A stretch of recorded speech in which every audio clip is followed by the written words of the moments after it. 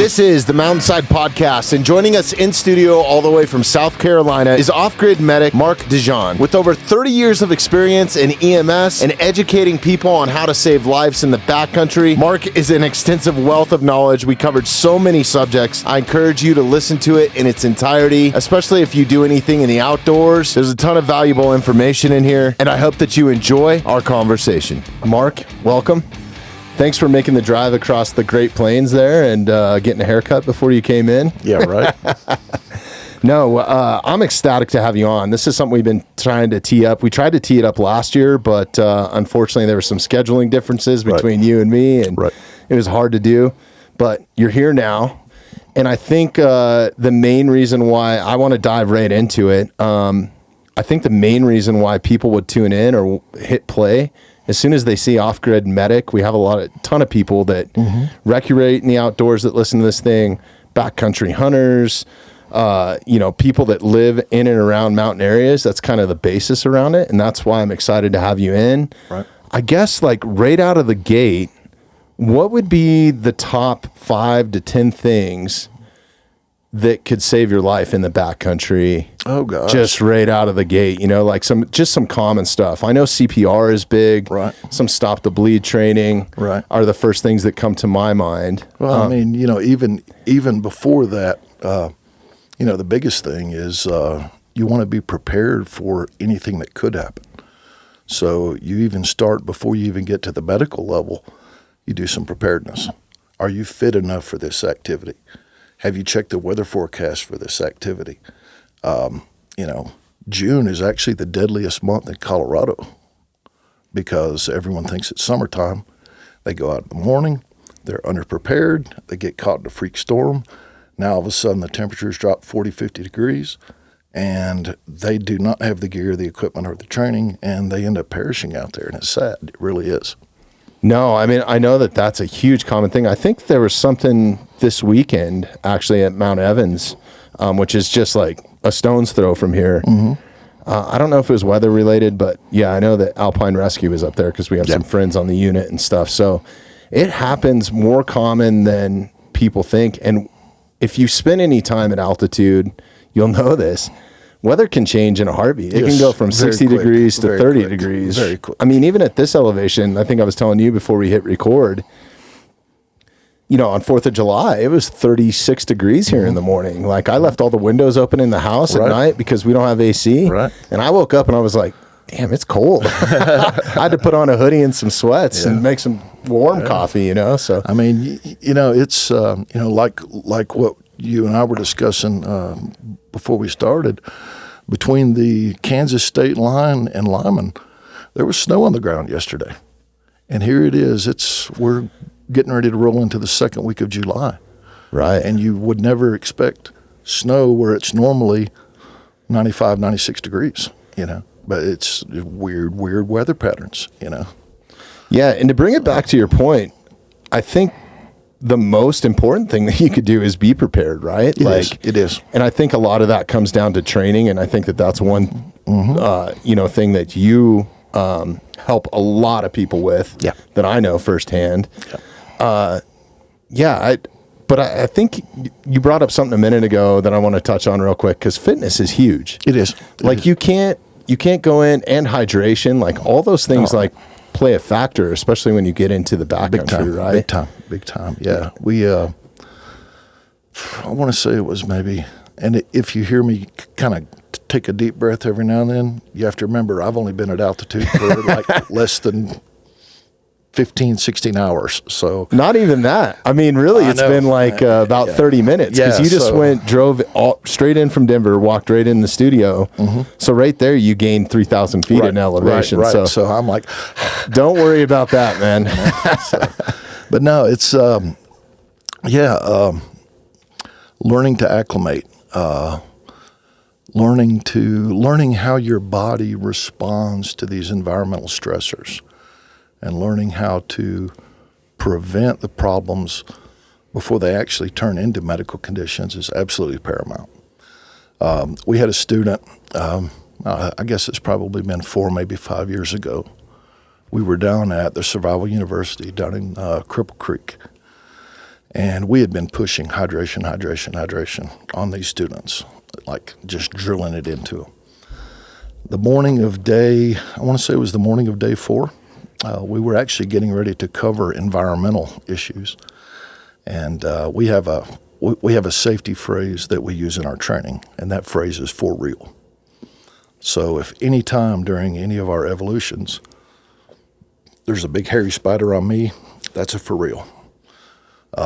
Someone rolls an ankle, that's a for real. So if you ever hear that phrase for real, all training stops, we figure out what's going on, get it taken care of, and then we roll back into the whole training scenario again. So we've got this guy, he's from Texas, and it's the morning of day 4, and he got to class late that morning. He ended up oversleeping, skipping breakfast. And he looked up at me and he said, "Mark, for real, I do not feel good." And I looked at this guy and he was just absolutely pale white. And I was like, okay, let's take about a 15-minute break here. Let's see exactly what's going on. So asked him some few questions, checked his vitals, everything else. The guy had done everything that he thought was the right thing, which is, okay, I need to hydrate. I need to hydrate so that I don't feel bad. Thing is, he didn't eat. He had woken up late that morning, skipped breakfast, was rushed, didn't get a lot of sleep the night before, so his body was already in a deficit. And after asking him some really pointed questions, his urine was absolutely clear. He had literally drank like 1.5 gallons of water between like 7 a.m. and 9 a.m. So whenever you do that, every time you void, you're also getting rid of all those electrolytes that your body needs. So that throws off your cardiac cycle, throws off your brain processing speed, throws off everything that the body is trying to keep in equilibrium.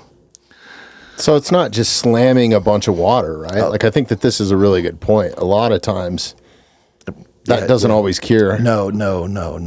You actually want to alternate water with something with electrolytes in it. Be it store-bought hydration salts, be it your own homemade hydration salts, which is super, super easy to do. The recipe for that is 1 liter of water with 1 teaspoon of salt and 8 teaspoons of sugar. Just normal table salt. Normal table salt. Yep. Okay. It tastes horrible. If you've got any of those little flavored drops to put in there. Oh, man. Have you ever had an Element salts? No. Okay. I actually have some right here. Yeah. So they're not a sponsor. These things are incredible. Jenny, have you tried these?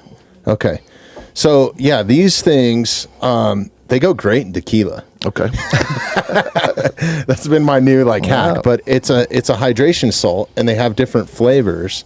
And all it is just salt, 200 milligrams of magnesium, or 60 milligrams of magnesium, 200 milligrams of potassium, 1,000 of salt. Man, these things are money. Yeah, that exchange of sodium and potassium is what actually generates the electrical charge that keeps your heart beating. Really? Yeah. So if your sodium and potassium levels get really low because you've basically flushed your system out, then you can actually end up with cardiac arrhythmias, and that in turn becomes life-threatening. So what would be a telltale sign of that? Like elevated blood pressure? Or? No. You would actually have the clinical title for that is exertional hyponatremia, which is a fancy college word for low salt. Okay, but what it means is that you've basically stripped your electrolytes out of your system, and you just don't have a reserve to operate off of anymore. So, what is the solution here? Well, the solution's not hydration because you're plenty hydrated. The solution is you've gotten rid of too many salts and electrolytes. I can look at a 12-lead EKG, and I can tell if you had a banana for breakfast this morning. Really? Yeah, because your T wave on your EKG is actually going to be peaked. So, these are visible things that we can actually see whenever we've got access to the right equipment. But when you don't have access to the equipment, that's really where our training comes into play, because you're playing medical detective. You're trying to figure out what's the problem here. Has this ever happened before?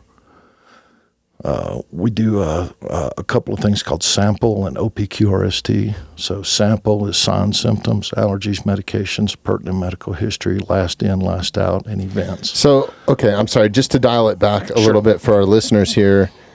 So when you talk about assessing a problem, so say somebody just goes down on the trail, no sort of like trauma, and they're just not feeling well. Right. This is what you're talking about, right? Actually, the sample and the OPQRST fits into what's called the patient assessment system. Okay.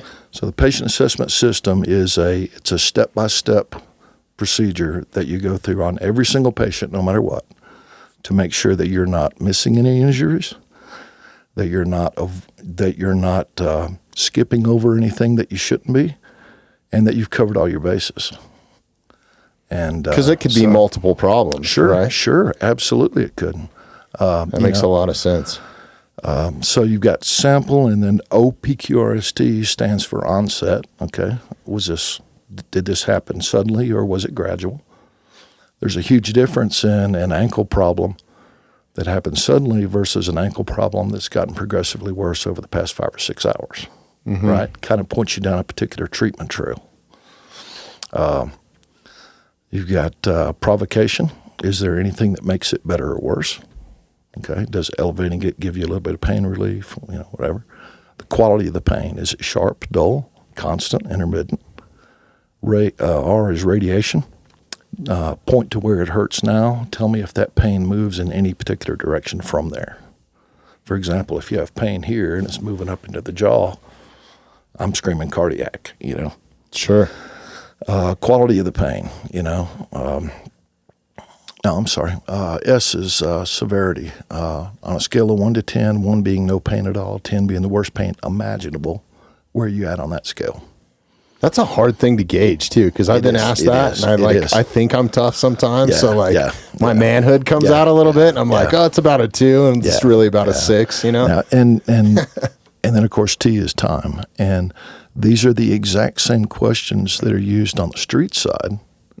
So the system that we've kind of developed for use in wilderness situations mimics the same questions that are being used street side, so that whenever we transfer care from us to, be it an EMS unit, being a flight crew from Flight for Life Colorado, be it local volunteer fire department, we're all speaking the same language now. So we can take all of our notes, give those notes right over to them, and they're like, wow, you've already done all the work. Great, thank you, Right. But it's making sure that you don't miss anything. Well, and it's also giving whoever's injured the best opportunity, right? Absolutely. I think Absolutely. As much as you can follow those medical procedures, and we've had some other paramedics in and SWAT medics and stuff like that, and we've done some stop the bleed training in here on actual bleed, those true clot bleed trainers. Right. How to properly set a tourniquet, how to mark a tourniquet. Like, there's so many little variable things that kind of you need to know if you're going to be applying these things. Right. You should be doing it the right way and giving the best opportunity to future medical problems, not creating any more, right? Because if you don't set a tourniquet right, or maybe, we can dive all over the place, but this is a really important thing that I think a lot of people make the mistake, and you've probably heard of more instances in this than I have, just especially in your training. Somebody gets, caught in the backcountry. Medical response time is not very fast. It's not very fast if you're right here in the mountains of Evergreen, right? And that is assuming that you have a cell phone signal. Right. That's assuming that there's a unit that's actually available. Believe it or not, nationwide, there's only one EMS unit for every 65,000 residents. That is the average. Yeah. Holy shit. And I think the average response time is like 6 to 7 minutes or something like that. It usually takes about... in rural areas. It usually takes 3 to 4 minutes for dispatch to get all of their information together. Then they have to locate the nearest unit. Then they have to drop the tones for the nearest unit. That unit's got usually 2 to 3 minutes to go from playing on the Xbox or sleeping in the bed or whatever to actually being in the vehicle rolling. Then you've got the response time from them. There's a video that I posted on Instagram. Gosh, it's probably been several years ago, that actually shows how long a response time can be. I'm driving a truck, and I'm following an EMS unit, and you can actually see the speedometer on there, and you can see how fast I'm going, and you can see how far we have to go to even get to the patient. Mm-hmm. And I want to say on that one, I want to say it took us almost 25 minutes to get there. Wow. And even from there, the nearest hospital was 38 miles away. Sure. So you're talking I mean, about especially when you live in a mountain community. Yeah. Prolonged response time. Yeah. And then you take that on top of that, and let's say you're 5 miles from where you parked your vehicle, right? So like, which is pretty common here. Mm-hmm. There's a ton of trails. Sure. I mean, there's trails that you could walk out of right here, and at some point not be any closer than 2 to 3 miles to the nearest point for access. Right. Which then goes into dispatching a helicopter, which is even further away. Right. Obviously, they can get places faster, but it's not something that just happens right away, right? Right. So, I'm sorry. So back to that, what I was talking about is like, just like knowing how to properly, everybody travels around with a tourniquet, but actually knowing how to use it. And you can't, there's this big fear of like losing a limb, that sort of stuff. And a lot of people die from, they've had a tourniquet set. Now we're talking hours of response time. Somebody gets the bright idea to take that tourniquet off, and it just floods their body with all kinds of poison. All of those toxins, all of that low pH material gets shotgunned right back into the system.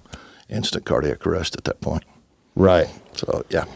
So know what if you have these tools, I guess my biggest point is know how to use them, like actually get the training. Right. And this kind of brings up something very important that I don't think a lot of people think about, and that's the difference between knowledge and skills. You can go to YouTube and gain knowledge. You can do internet research and gain knowledge, but how do you turn that knowledge into skills? And the only way to do that is to actually put in the dirt time, get that hands-on training that reinforces that knowledge. Repetitional training, right? And at that point, now you've actually got something to work with, because now you have skills. You don't just have knowledge. Yeah. I mean, I can tell you how to build a house, but that doesn't mean that I know that doesn't mean that just because I know how to do one that I can do one. Mm. So we see a lot of people, and it's just part of our materialistic culture. They'll drop $1,000 on a big fancy medical kit, never even open it. They have no clue what's in it. Mm-hmm. Don't know how to use half of what's even in there. But they won't get the training to learn how to use what they're carrying. Right. And to me, that's just like I just go to the same bloody spot on the wall every morning and I keep banging my head because what we're trying to do is we're trying to get that message out there. Mm-hmm. Having all this fancy gadgetry is great if you know how to use it. If you don't know how to use it, you might as well not even have it.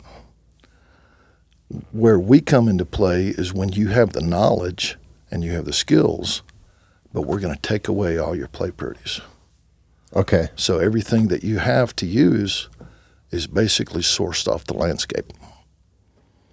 So we're talking about, improvised tourniquets. We're talking about, we're talking about improvised pain management. The 1,001 uses for a Ziploc bag. It's thinking outside the box.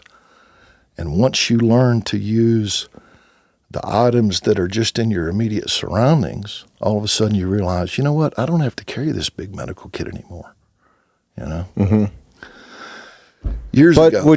I would argue that it's better to carry one and have the proper stuff to use, right, than trying to source. All right, so here's my speech, if you will, on medical kit mentality. And if you'll notice, I never call it first aid kit because we're way beyond first aid. Oh yeah, that's the biggest misnomer. If you buy a first aid kit off the shelf, it's and junk. I know me and Jason have gone over this. Junk. It's literally like a couple Band-Aids. There might be some gauze in there, but it's not going to be enough to pack a serious wound. And lots of safety pins. Yeah. Since 86 is whenever I actually got into medicine. Since 86, I don't think I've ever used a safety pin. Yeah, that's a great point. But every single medical kit is going to throw 5 or 6 of them in there for you. And then I get these people that say, yeah, but Mark, but in a survival situation, you can catch fish with them. Right. And I'm like, well, bullshit. Have you tried it? Because I have. And it'll straighten out on you. It's junk. It's useless junk. Right. So medical kit mentality.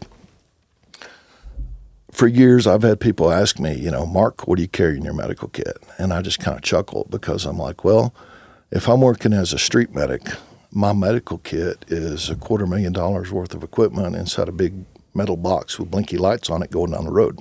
Right. If I'm working as a contract medic, everything fits into a dedicated, 50-liter pack, and that's all my medical gear is in there. If I'm just going for a hike in the woods by myself, or maybe up to a week by myself, a couple nights with other people, something like that, everything literally fits into a 1-quart Ziploc bag. So I got to looking at it, and I really started thinking about why we carry what we carry. And the conclusion that I came to is, asking yourself, what are the differences and the similarities between an ambulance and a dedicated, huge trauma pack and a pocket kit? Mm-hmm. And all of a sudden it hit me. It's not what you've got. It's what you can do with what you have. And you kind of have to anticipate what scenarios you'll be in, right? Exactly. So exactly. If you want to be protected in a grocery store, what all can happen to you in a grocery store? Nowadays, the biggest thing there is going to be active shooter. Right. That's kind of what I was getting at. Sure. Or even your kid's school or whatever. But if you're in the backcountry, it's church. Church. Yeah. That's unfortunate, man. It is. It's all these safe haven places that people attack. But that's a whole other subject. But the mission literally dictates the equipment.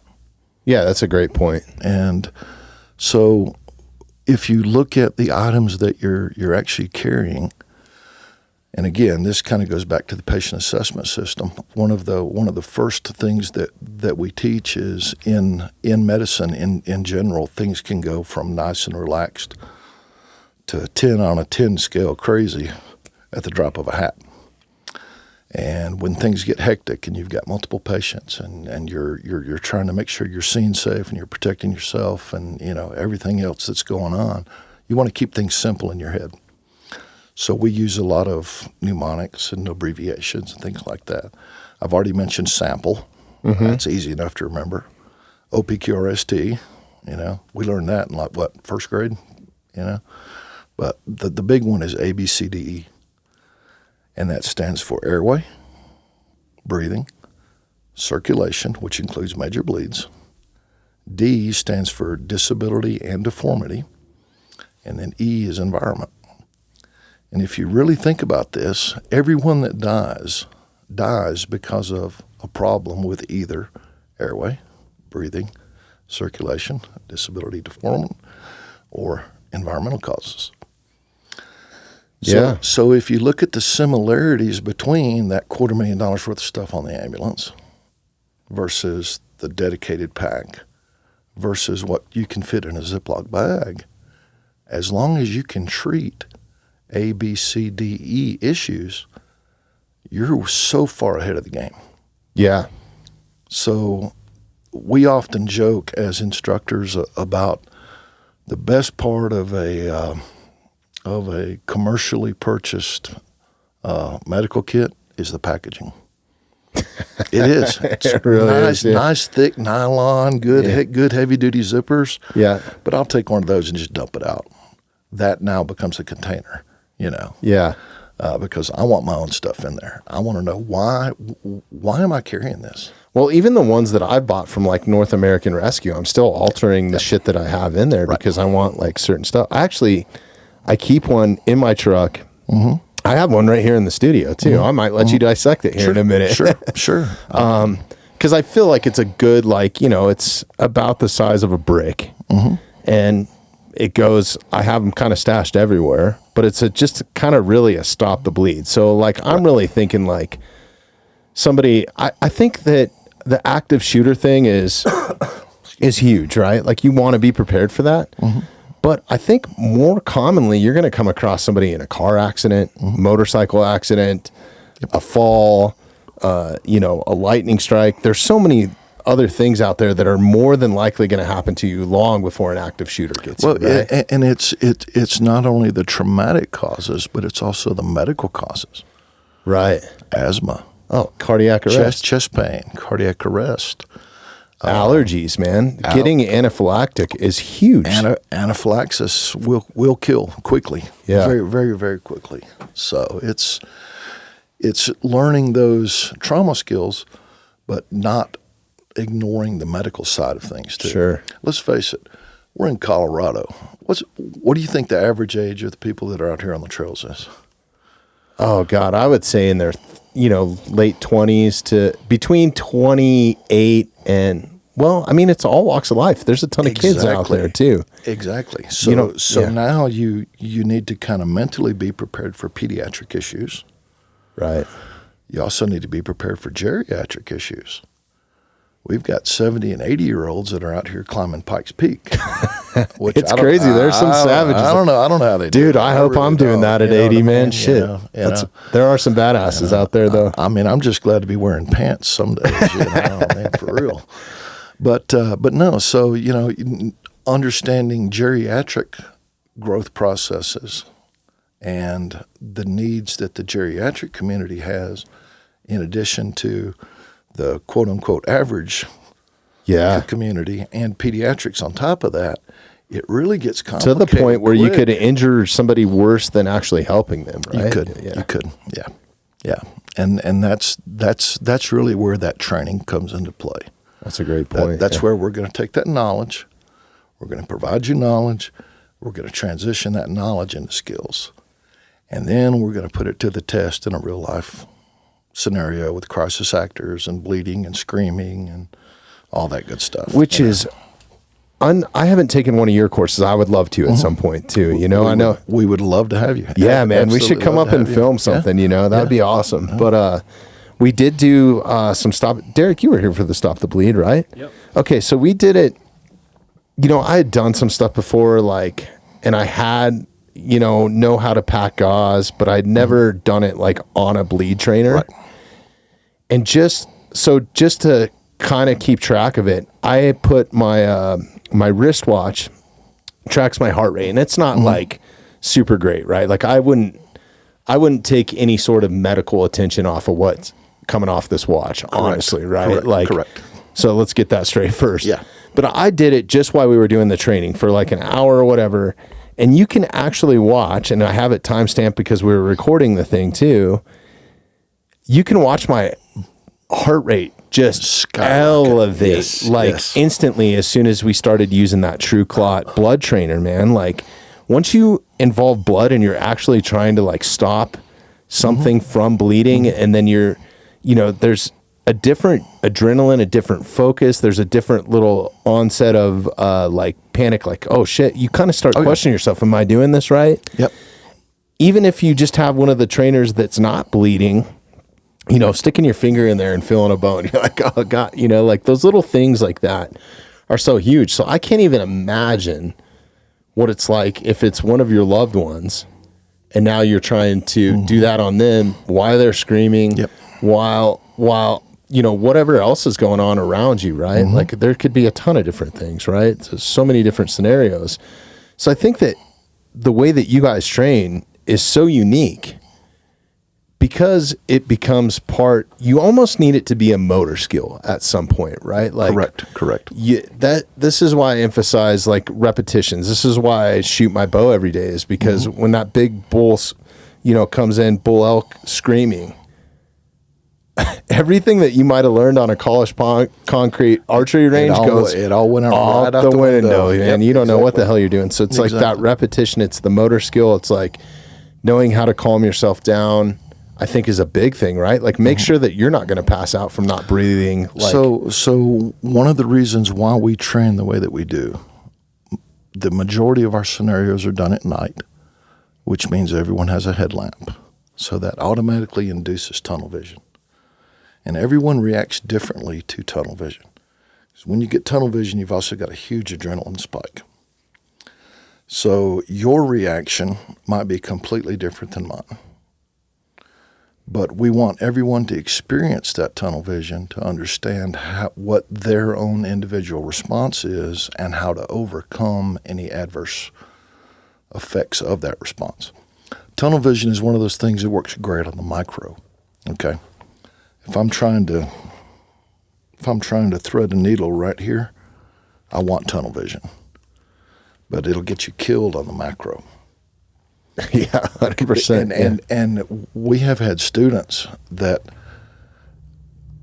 I'll have an open fracture on a leg. There's literally a bone that looks like it's sticking out of their leg. Okay. I'll also have an impaled object, let's say in the upper arm. So I'm sorry, we're going to come right back to this, but Sure. Your training includes, just for people that are listening and haven't seen your website or seen any videos or don't follow you on Instagram, and I encourage you to, it's Off-Grid Medic on Instagram. You also have a website. Is it offgridmedic.com, Derek? Yep. Okay. .com, yep. There's a wealth of knowledge just on those two platforms right there, right? But you guys take... It's almost like a Hollywood movie set, right? Because you'll take and put lacerations on people. Oh, yeah. You'll give different scenarios for your students to treat, so right? the video on the right here, this is a abdominal evisceration that I made. And that looks really shit, man. That is actually sausage casing from Polish sausage. With a little bit of fake blood. Yeah. And that's Kate. She's actually been a crisis actor for us probably a half a dozen times now. And she just loves it. She just absolutely loves it, That was the scenario for Gray Court Fire Department down there in the bottom left corner. And they have thanked us and thanked us and thanked us. And they're like, you know what? So is this something where they're walking up on the scene too, and they don't know they have to assess everything from the start? Yes. Okay. But the program that we did for them, so they are already emergency medical responder trained. We're going to take them. We're going to take away all their equipment, show them what they can do without their equipment. Just in case they don't have the right thing with them. Or it's a mass casualty incident. You have more patients than you have rescuers. Yeah, that's a great point or you run out of resources. One of the hallmarks of wilderness medicine is that you're operating in a resource-depleted environment.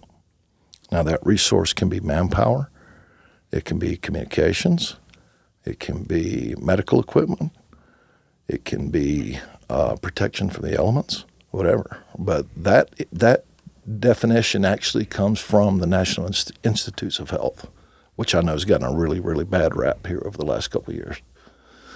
But yeah, in this picture here, they're actually making a litter to carry a patient out on using nothing but rope. So that's climbing rope, no sticks, no nothing else.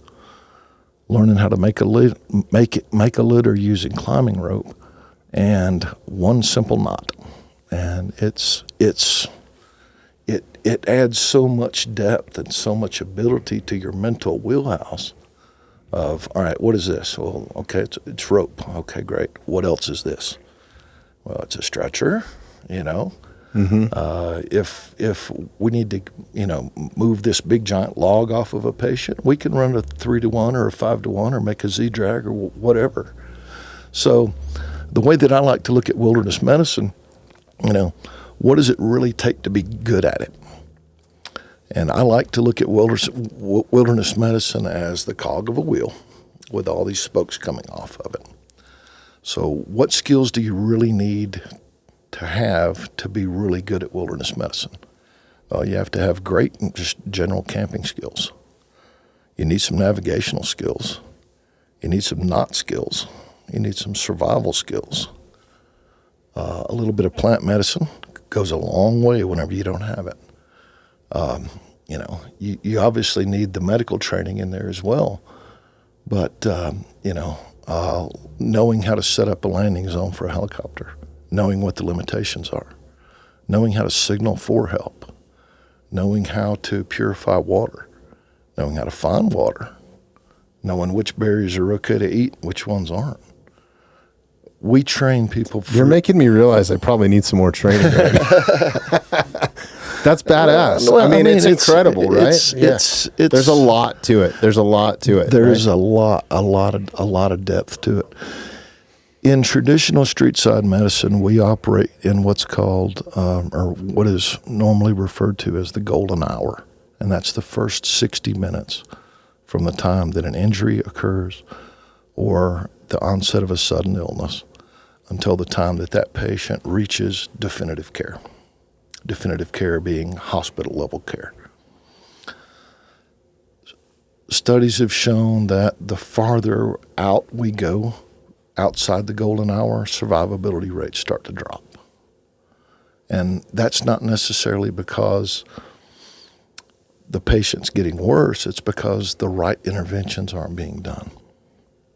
So we train students to be prepared to sit on a patient for hours or even a day. Which is a very likely scenario in the wilderness experience, right? It is, right. So whenever you think of medical care, have you ever thought about, you know what, I may actually have to feed and water a patient. I may have to feed and water myself. I may have to build a shelter for both of us. I may have to build a fire so we can stay warm and have some light so that rescuers can actually find us. So you can kind of see how all these skills kind of pull in together to give you that really core skill set where it's like, okay, you know what? I'm a 10 on 10 on my survival skills, all right? I've taken some plant classes. I know what's local here in my area. I'm physically fit enough to be able to do this. I know my own limitations. I know the fitness level of the people that are going to be with me. I know if any of them have anaphylactic reaction to this plant or this bug or whatever. I know where their EpiPen is. I know where their backup is. We have a trip plan. We have a bailout point. And you put all that together, and now you can actually go and you can do these activities with so much more peace of mind because you don't ever have that what if that's creeping around in the back of your head anymore. You're actually like, you know what? Well, I think a lot of people just turn a blind eye to it, and they're just so excited to be on the trailhead or out hunting or whatever. I mean, I think hunting is probably one of the most dangerous things you could do in the backcountry because you're running around with razor sharp, especially archery, or even with rifle, you still are carrying a knife to field dress something, right? I mean, a lot of guys hurt themselves when they're field dressing. I mean, one of the big things with hunters is people go into the woods light because they're expecting to come out heavy. Yes. So they're under-equipped going into the situation. They don't want to take those rain pants or that rain jacket or whatever because it makes too much noise whenever it rubs up against each other. So they'll just leave it in the truck. You know, I'm not going to need that. Weather's great today. Mm-hmm. They get 3, 4, 5, 6, 7 miles in. Now all of a sudden, a freak thunderstorm comes up. It rains. Cold front moves in. Temperature drops from 70 to 40. Now you're in trouble. Yeah. I think people need to put a range on themselves too. Like, okay, I run, a 5K every day. I know that I could probably hike a 5K at elevation. Maybe, right? Like, I think that I'm not saying that. I'm just using you got to have some way to gauge it, right? Right. Yeah. And How do you gauge? Well, you train, right? You know, Jenny used to run triathlons, and Damn, Jenny. yeah, and that was her jam. Yeah. How did she learn to do that? She trained. Now, 2 rotator cuff surgeries later, the swimming's pretty much out, you know. Yeah. But I mean, it's, you know, you have to test yourself. You have to know what your limitations are. And you simply don't bite off more than you can chew. And it's not really a question of you know, if something is going to go wrong. It's a question of when something's going to go wrong. Law of averages says your number is going to come up. That's why people play the lottery every day. Right. You know, I mean, you know. Well, I hope people are winning the lottery and right. not running into these issues. Yeah. No kidding. No, it's all like, this is so valuable. We could spend hours and hours on this. And so I guess, like, to bring it back to my opening question just a little bit, we got to have you back, man. Today's not going to be enough time. I can guarantee you. Okay.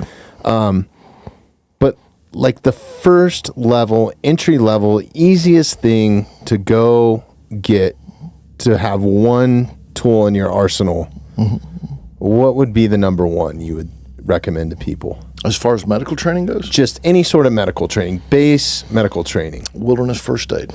Okay. It's a 2-day, 16-hour program. Add CPR onto the back end of that. And now at least you have the skills. You've been through a scenario with patients that'll scream and blood all over the place and everything else. Extremely within everyone's budget. So, you know, we try to price our courses so that they are accessible to everyone. There's nothing proprietary that we teach. It's just all in how it's delivered.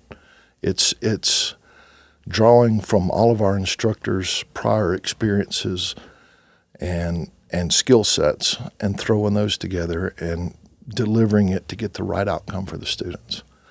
But yeah, like I said earlier, right down the road here in well, almost, I think, Cripple Creek, you know. Yeah, no, that's great. You guys have one coming up. I think this episode will be airing shortly after you guys have already started the course. Okay. But maybe next time you can come a little bit earlier. Yeah. We'll figure something out. Where's home for you? Is it Greenville?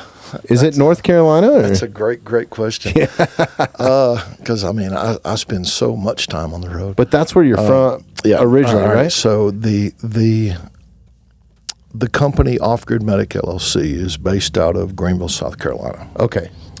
That's where technically I'm based out of. We have another instructor, Bill Reese, who is based out of Western Montana. So anything up in that part of the woods, he kind of takes care of. We have another instructor down in Mesquite, Texas, who's bilingual, who his background is a lot more on the tactical side of things, and he's literally killing it down there right now. Oh, I would imagine he has been he's been called in by the community, I want to say 3 times in the last 6 months for search and rescue operations that the local authorities have basically just given up on. And he's had 2 positive outcomes and 1 that ended up being a recovery. Wow. Yeah.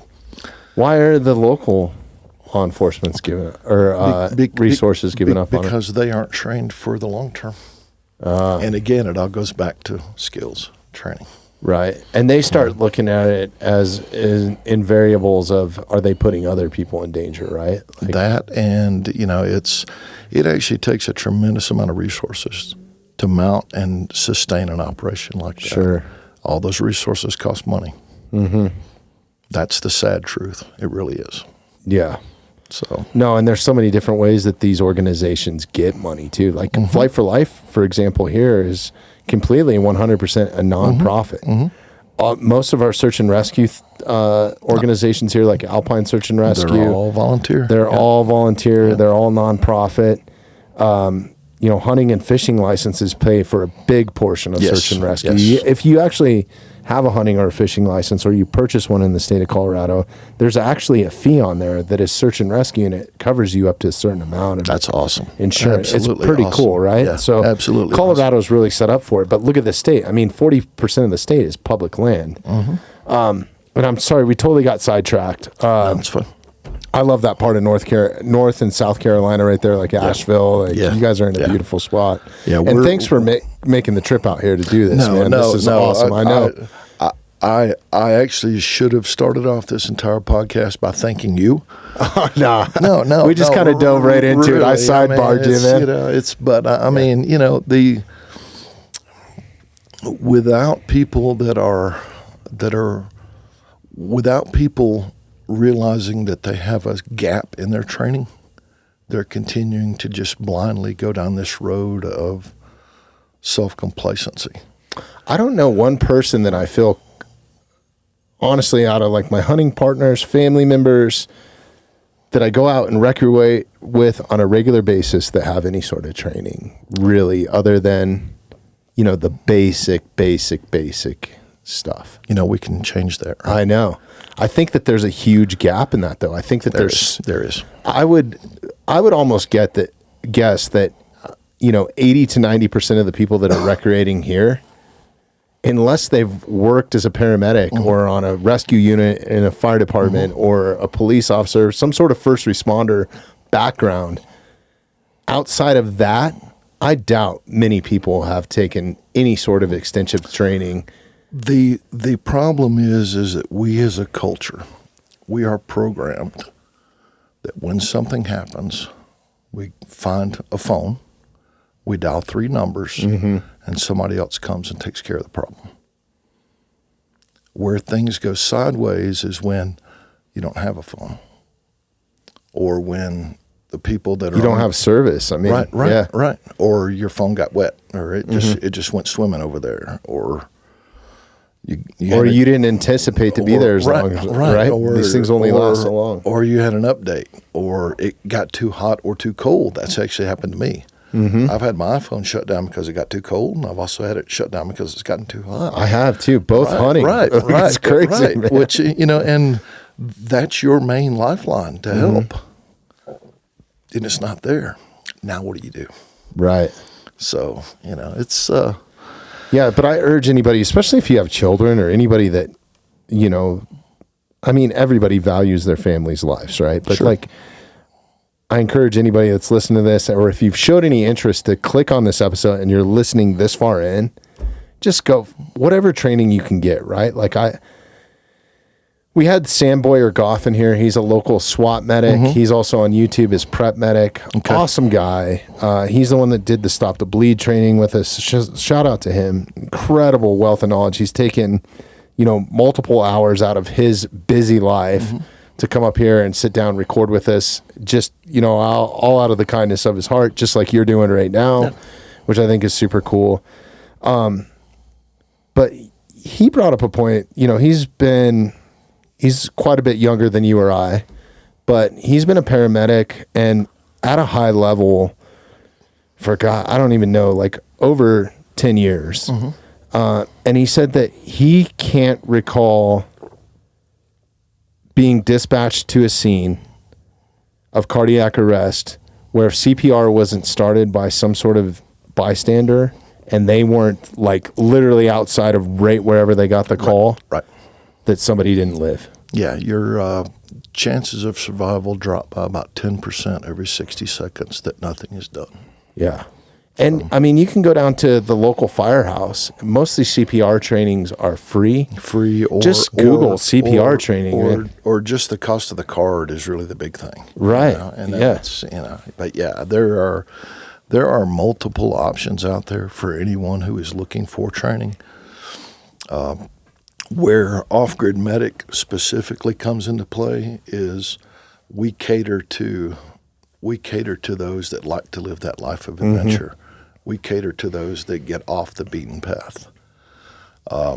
If you're not going to be going any further than the front gates of your gated community swimming pool, then you know what? A regular American Red Cross or ASHE or American Heart Association CPR first aid class, that's at a minimum. Please do that. Yeah, and I think that's kind of the point I was getting at, was just like, that's a baseline where if you don't have 2 days of time, because, I mean, the world's a busy place, man. Mm-hmm.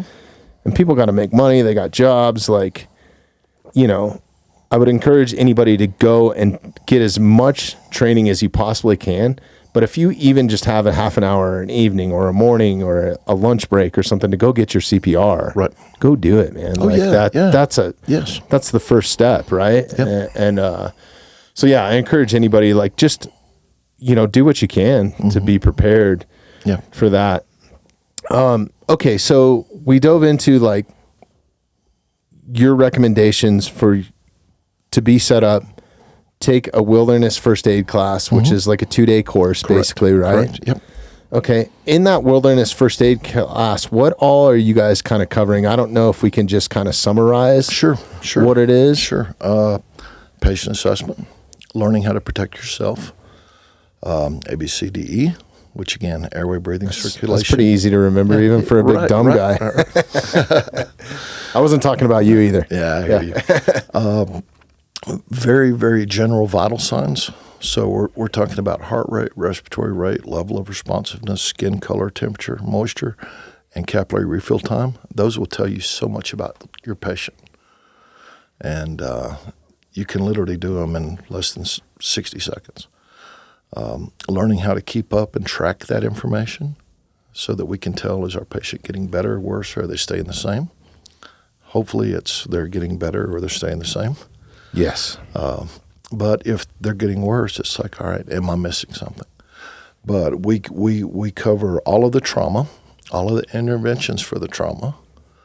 We cover biological issues. So this is going to be water. This is going to be venomous snakes. This is going to be insects, insect-borne diseases, malaria, Eastern equine encephalitis, tick bites, Lyme disease, things like that.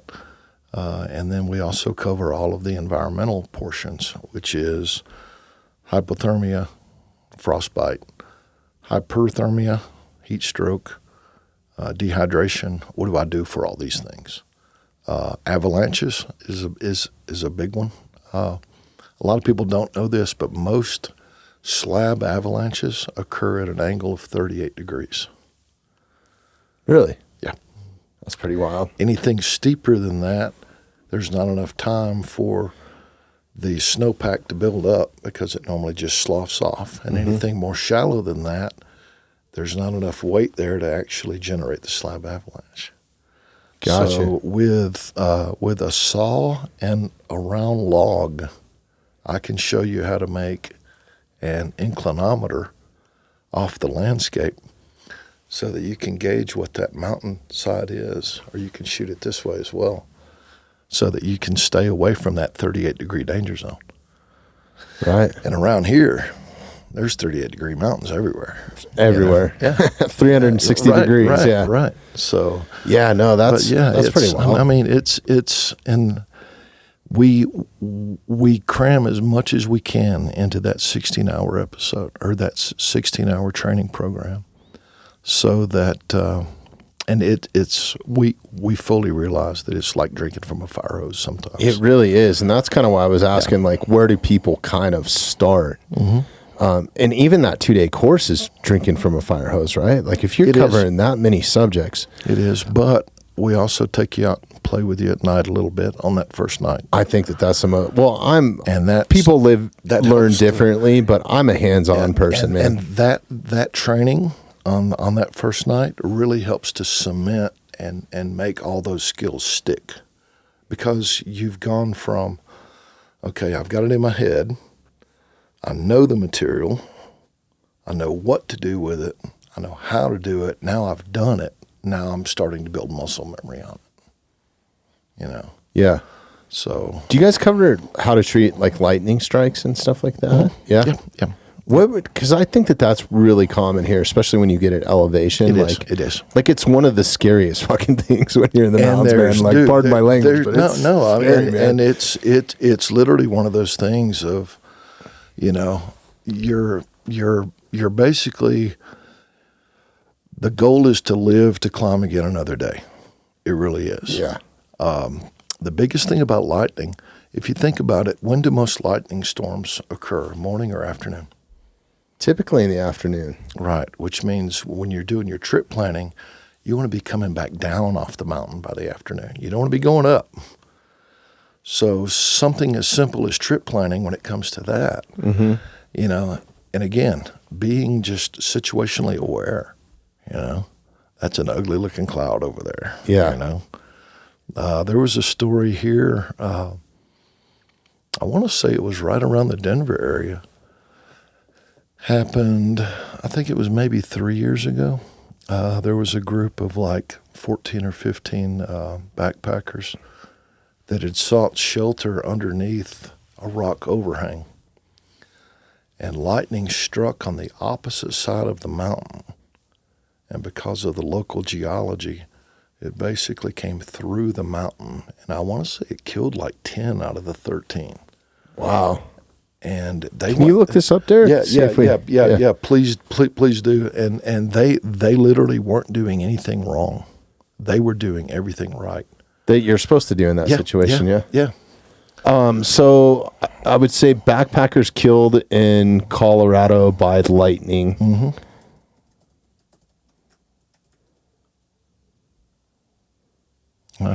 There's cows in California, or I'm sorry, cows in Colorado. Yeah, scroll down a little bit. Let's see. Cattle again. Huh. Okay, there's a Knowles backpacker that was killed while he was in his tent. There's a lot of cattle there. Maybe search multiple backpackers. Yeah, or group of, or something along those lines. Look at there. That's in Utah. 50 kids struck by lightning in Utah while hiking? Yeah. Holy shit. That was 8 days ago. Look at that. Really? 50 kids were struck by lightning on a church group hike. That's insane. Yeah. Colorado has the third most highest lightning deaths. Yeah, that's kind of why I brought it up. And if you've spent any time like camping above tree line, you'll know exactly what I'm talking about, man. Because it's like you're standing in heaven with lightning, dude. Yeah. And there's like nowhere to go. Yeah. But keep searching. Let me know if you find something, man. But the biggest things that we teach with this is, let's not bunch up. Let's spread out. Let's get at least 100 feet between us. In a morbid kind of way. At least that way there's somebody to pick up the pieces and tell the story. Right. At least it's not going to get all of us, But yeah, it's lightning is one of those. So if somebody was directly struck, and then you're first one to start rendering aid to them, and they still have a pulse, right? What? I guess where do you even start? Well, you're going to start with: are there any problems with their airway? Is there any problems with their breathing? Do you see any major bleeds? If you do, stop those immediately. Believe it or not, all bleeding stops on its own, right? All bleeding eventually stops. We kind of joke about that because whether you lose all your blood, right. Either you bleed out or you actually manage to get the bleed stopped, which is what we're trying to do. Is we're trying to get it stopped before the supply runs out. Yeah. And just to give you a little bit of math on how quick that can happen. And if I'm getting too complex here, let me know, and I'll kind of slow it down. But no, I feel like the next time that you come in, though, we should maybe.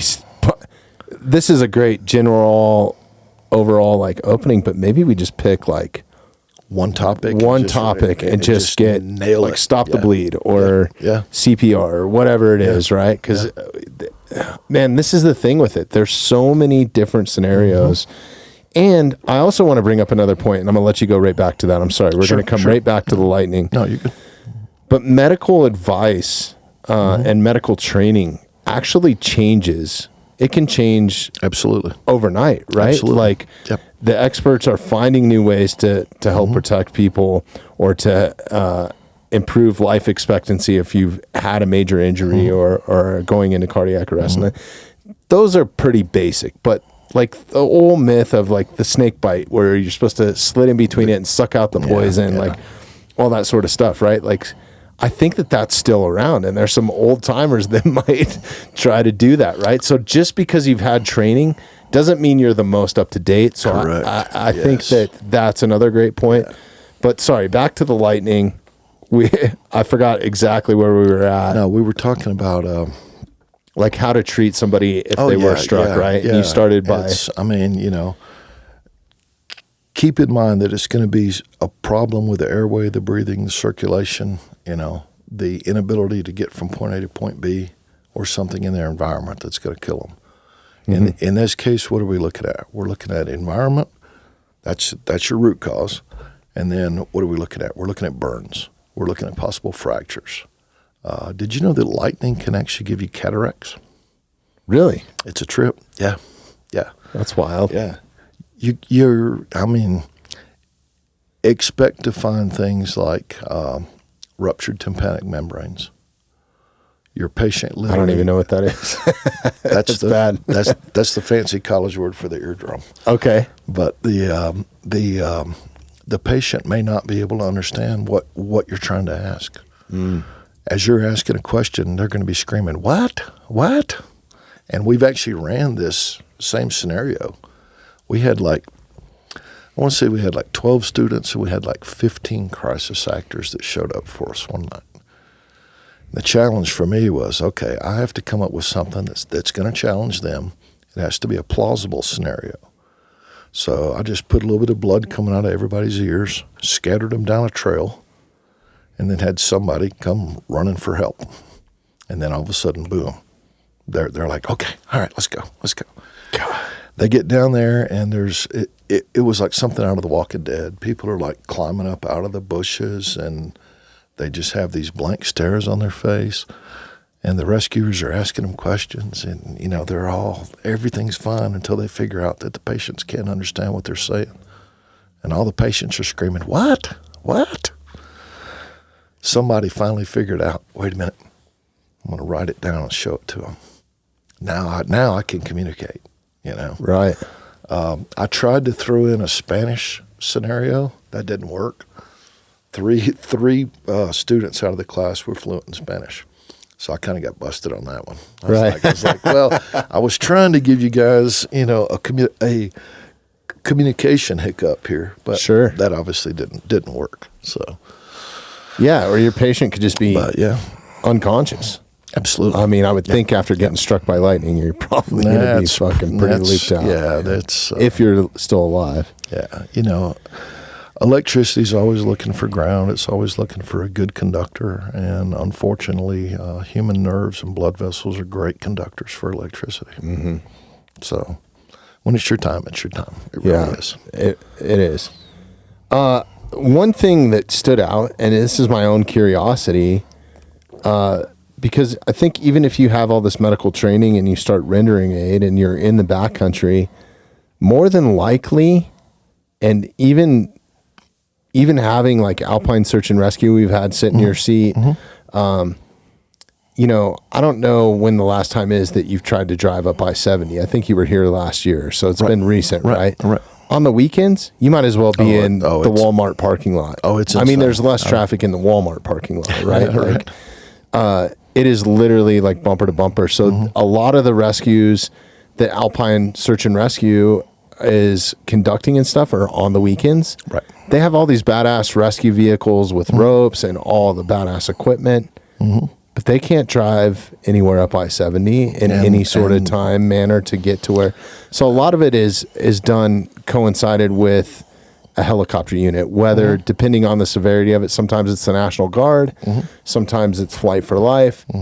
And I think they actually have some dedicated rescue helicopters at a few hospitals as well. But anyways, you talked about how to pick out a landing zone for a helicopter and how to guide them in. I mean, where do you even start with that? I think that's a key element, right? Like if you can't get in this part of the country, it's definitely a key thing, because here, I mean, it takes what, hour and 15 minutes roughly to drive from the Springs to Cripple Creek. Oh, easily, yeah. It takes a helicopter 12 minutes to make that flight. They will call me on the cell phone and say, hey, we're headed that way. 12 minutes later, I'm watching them come across the ridge, you know. In this particular environment, they are an absolutely invaluable tool. Now, is it, you know, do you always grab the same tool out of your toolbox every time that you have a job to do? Unless it's a hammer, you normally don't, right? Mm-hmm. You know? But it's a tool to have in your toolbox, and it serves a very specific purpose. And whenever you need it, it's literally life-saving to have access to that. So knowing how to set up a landing zone, understanding the limitations on the aircraft, knowing the do's and the don'ts, knowing how to contact and actually give coordinates to the communications center so that they can get a bird headed your direction. I've actually guided them in here just by using the cell phone, by talking to the communications center here in Denver, who's then relaying my information to the pilot over the radio. And I can walk them into exactly where we are. But it's if you had a ham radio and you could program that to talk to the pilots directly. The pilots have got about 5, maybe 6 laminated pages of frequencies that they can use. Okay. Here locally, and I'm not going to put it. And I think you have to be certified to actually use one of those radios, right? I don't think anybody's really going to come and check your card, but from a legal standpoint, yes. Okay. Yeah, you do. Let's face it, the common cell phone, it's the common smartphone, I should say. It's put information at our fingertips, but it's also kind of dumbed us down a little bit. 100%. Now, I can use my cell phone and I can pick out grid coordinates. I can drop pins. I can do all these things. I can get nearest roads at intersections in the name of creeks and valleys and meadows and everything else. But I'm an old map guy myself, you know. I am too. And it's navigation is so key, man. It is. I think that it is. You know, that's probably one of the sharpest tools you could take into the backcountry with you, because if you get lost, you're fucked, dude. Like, well, look. Navigation, medical, and knots are the 3 most undervalued skills. And unfortunately, when you get overconfident in one of those 3 areas, bad things happen. Either you just dropped your buddy off the side of the cliff because you put the wrong knot in. You chose the wrong treatment protocol from a medical perspective, and you didn't fix the problem, or you just got aimlessly lost, you know. But those 3 skills, while they aren't the most glamorous skills out there, are really the 3 that will prevent you from actually getting into a true survival situation. So as long as you know where that should be the training number one. Don't really put yourself in a bad situation, right? Like, yeah, exactly. Yeah. You know, I mean, you know, kind of like Jason says down at TSU, he says, you know, the number 1 rule of survival is don't die. It's really simple. It really is, you know. Yeah, that's funny. I love Jason, man. Shout out to Jason, by the way. You know, he was our very first episode here. I don't know. I think I mentioned that to you. He was episode 1. We started this like right at the height of the pandemic.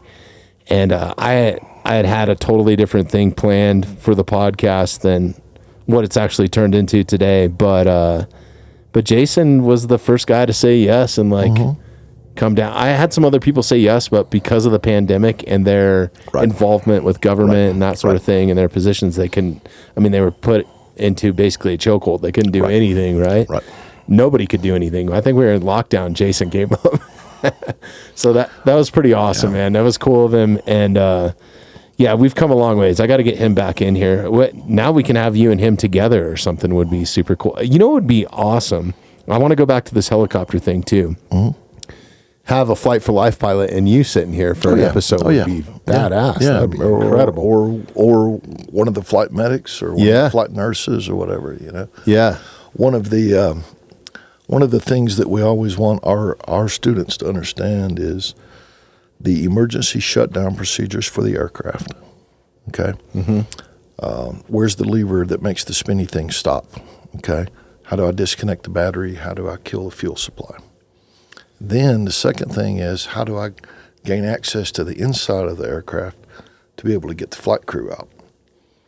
Because these things do crash. And it's probably going to be someone with our level of training that actually is the first one to get to that crash site. So it's funny because the pilot always says, okay, you always want to get the pilot out first because I'm the one that has to make the statement to the FAA, and this is how you pop off this panel right here, and then as soon as you get that popped off, you just pull me right out. Everything's good. Then the flight nurse will say, no, wait a minute. I'm the only one on the bird that can hang blood, and I promise you everybody's going to need blood. So this is how you take off this door, and this is how you get to me. And then the flight medic says, wait a minute, nothing happens without an airway, and that's my wheelhouse. So this is how you take off this door. And it's kind of funny. Right. But you listen to the interaction between them. And they actually operate under what's called a 3 to go, 1 to say no policy. So all 3 crew members, so that's your pilot, your flight nurse, and your flight medic, have to be in 100% full agreement. This is where we're at. This is where we're going. This is our current weather. This is what our LZ is going to be like. This is our patient. If one of them just gets a weird feeling and says, I don't know, something's just not right, all it takes is one person to actually give them the right to deny that flight request. And it is a flight request. It's not a flight dispatch. It's a request for that tool. Gotcha. So requesting it right off the bat properly is probably that's probably there's half the battle right there, right? Yeah. So down in South Carolina, I worked in a pretty rural county. We had 3 trauma centers, but gosh, the closest one was over an hour drive away. So we actually used a lot of air assets there. So there's a thing called mechanism of injury. And so if your mechanism of injury is vehicle versus pedestrian, you can kind of predict what injuries you're going to have, right? You're going to have, if it's a child, they're probably going to be on the front. It's going to be head, chest, abdomen, then pelvis. If it's an adult, it's probably going to be pelvis and hips because that's where the vehicle's going to hit you, and it's going to slam your head into the hood from there. Mm-hmm. Over in that part of the country, we'll actually launch the helicopter based upon mechanism of injury before we even get to the scene. Mm-hmm. We can always get to the scene and go, okay, this isn't near as bad as what they said it was going to be. Go ahead and cancel the bird. They're like, okay. They'll turn around. They go back and sit at the station and play Xbox for another 12 hours. Right. But yeah, it's always good to have them headed that way. Sure. You can always turn them around, but you can't get them there any faster when you need them. And I'll tell you right now from firsthand experience, there is no more welcoming sound than hearing those rotor blades coming in when you're working on a really, really bad hurt patient. And you know that the one thing that this person needs is a trauma surgeon. And you don't have trauma surgeon after the letters in your name. Mm-hmm. That's what they need. I literally can't get them there fast enough. The helicopter can. Right. There is no more comforting sound than knowing, hey, the cavalry's here. Not to mention they have a lot more on those helicopters from a ICU standpoint than they do in like a normal ambulance, right? Like, They have whole blood here. Other than that, there are certain drugs that the nurses can push that paramedics can't. There are certain procedures that paramedics can do that nurses can't. And that's why you've got that overlap in the scope of practice. yeah. So that's why you have a flight medic, you have a flight nurse. Nurse. Right. Gotcha. Yep. Yeah, that makes a lot of sense. Yeah. Yeah, man, those things are badass. So it's crazy. And I mean, my hat goes off to all first responders, but especially anybody that's taking it or operating at that level. I mean, they're dealing with the worst of the worst. If a helicopter is being called, you're probably watching people die daily, I would imagine. Yeah. So yeah, my hat goes off to all those first responders. So I'm sorry, back to the question I asked a few minutes ago, and I know that there's a lot of variables, but if you're just the common person, and let's say that you have just your cell phone to communicate with, what's the best spot to pick out for a landing zone? Where's something level without trees, power lines, anything like that. Common sense, right? Over the top of you. If it's daytime, you want at least 80 foot by 80 foot here in Colorado. Okay. If it's night, you want something at least 100 foot by 100 foot. Yeah. So it's when the helicopter comes in, they're going to do at least one safety pass. And that's when all three flight members are looking out the window going, okay, I see that tree. Does anybody see any power lines, cows, anything like that? Is this a good LZ? Or from up here, we see another one that's maybe 150 feet away that looks like it's actually better. We're going to go for that one instead. So they literally get the bird's eye view. Gotcha. And, they can get all the way to you and abort if they need to. Yeah. How are you marking that at that point or communicating that? So the first thing that I'll do is as soon as I get a visual on the aircraft, I let the pilot know, hey, I have a visual. I'm at your 2 o'clock. Okay.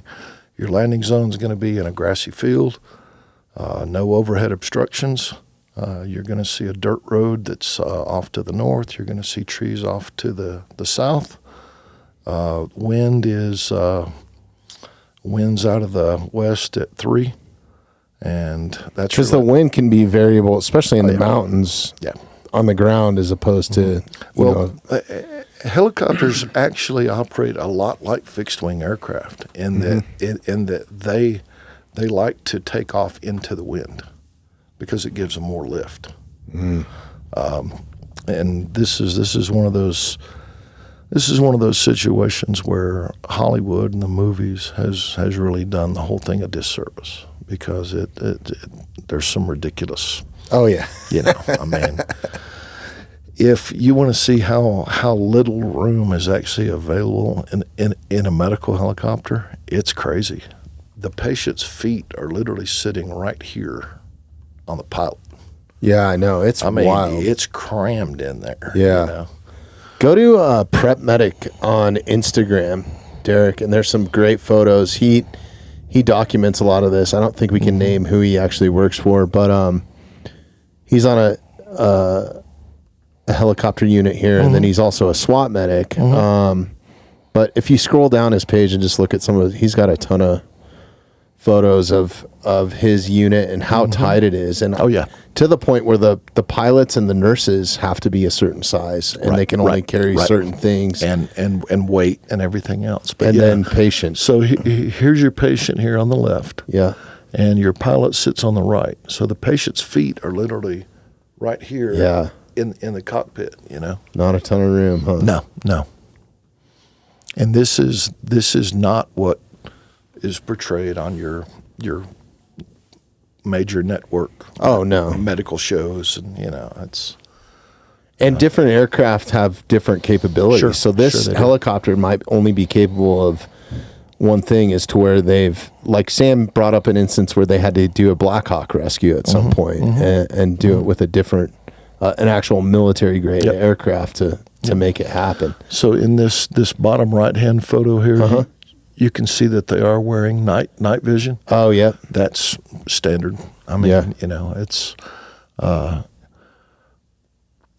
lines show up really, really good in night vision. Really? Yeah, they do. And it's just kind of one of those Yeah, he's a great follow. I should have both of you guys on at the same time. Yeah, shoot. I mean, I'll do this. Awesome. I'll do this with anybody. I really will, you know?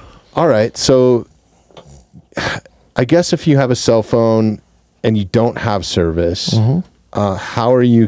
Can you mark a landing zone somehow with some sort of flag or a T-shirt or? They can pretty much triangulate on you pretty well. It's, but you know, even just walking back and forth in a field, once the flight crew picks up on that movement, then all of a sudden they're like, all right, that's where we're supposed to be. Because if you're just standing there, from their altitude, you look like a fence post. Yeah. I mean, really. You know, even if you're doing this, you can. I've also seen you anytime that you're doing it in some of like the videos and stuff online. You're wearing high vis, right? Or high visibility stuff. That's for training because you don't normally take high vis into the backcountry. No, with you. So, but I mean, if you're a hunter and you're in, this is a great point too that I want to bring up. If you're a hunter, you know, you're going to be in camouflage and stuff. Like, try to get that off. I mean, your skin color would be better if the elements are good enough. Yeah. But also, like, people taking their kids out. Like, kids are most likely to get lost. And this was a great point that Alpine Search and Rescue, when we had them in, brought up. You know, be conscious of what you're dressing your kids in and what instructions you're giving them if they do get lost. Like, yeah, that camouflage North Face rain jacket is super cool. It looks badass. But like, that's making it that much harder to find them in a scenario where they're lost. Have you ever had Wazoo survival gear on the show? I haven't. You know, Jason's talked about them, and I think we've gone back and forth in some text messages. They make some badass stuff. They're actually based right here out of Longmont. Oh, no shit. Yeah. Okay, I didn't realize that they were that close. No, they have cool stuff. So I'm gonna pull this off for just a second. So this is a product that they make. It's called a cash cap. All right, just a standard cool looking cap. All right, but you look at the backside. It's got the reflective high vis in the back. That's so smart. And then you've got 3 pockets in here where you can stash some things away. You've also got storage underneath the brim as well. No shit. And it's wearable survival gear is what they. That's genius. God, I got to have those guys in, man. Yeah. That is awesome. Yeah. And they're local, fantastic company, very, very grounded in conservation. Conservation, preservation. Yeah. But I'm just a really, really. That's awesome. So for the listeners that couldn't see, go watch the YouTube first of all. Definitely check us out on YouTube. The podcast is growing so much; it's a great spot to watch everything. But Mark just took off his hat here that's made by Wazoo. It looks like a standard military hat, but on the inside of it, there's a high vis lining. There's also pockets in there, pockets in the bill. That's badass. It is. My hat ain't got shit on that. I don't even know what I'm wearing today now. I love this hat though. That's all great information. What's your take on? I like asking this a lot because this is something that I'm a fan of, that I use, but I also think is a false sense of safety. And when he brought up you're a map guy, I always carry a map and a compass and know how to shoot an azimuth, like just from a standard, especially when I'm going into a spot that I'm not familiar with. Right. And a topo map is key, right? Because if my phone dies, or what I was getting at was, I'm a big fan of Garmin products, like the InReach, the InReach Mini is what I carry, that coincides with the phone. But it is a false sense of safety. But what's your take on those sort of items to have, and communication, the SOS capability? And I think that if you have access to it, by all means use it. Now I would not put a trip off because I didn't have one. But if I have that in my gear, then it's definitely going in my pack. We actually did some testing with the InReach whenever we had the Weather Channel out for a film shoot. And one of the things that we noticed was using the text feature. So let's say I have the inReach, and I'm going to send you a text, and I have you programmed in as a contact. Mm-hmm. I can text you. Might take you 8 hours to get that text, but eventually it's going to get there. The problem is the way that it generates the return number, or the number that it comes back from or comes back to. So you could not respond back to my text. So I could send a text at, let's say, 8 a.m. and another one at 9 a.m. to the same person. It's going to show up as two different phone numbers. Really? Yeah. So that's something that we just happened to stumble across. And again, it's because we were over in the Chapman Ranch area there by Cripple Creek, where there's zero cell reception. You're basically down on a box canyon. And, well, a lot of spots. I mean, there's spots right here on the road. Right. That if you went off the road, like right here in town, there's no cell phone service. Yeah, you're done. So, you know what? If you've got the technology, use it, but don't rely on it.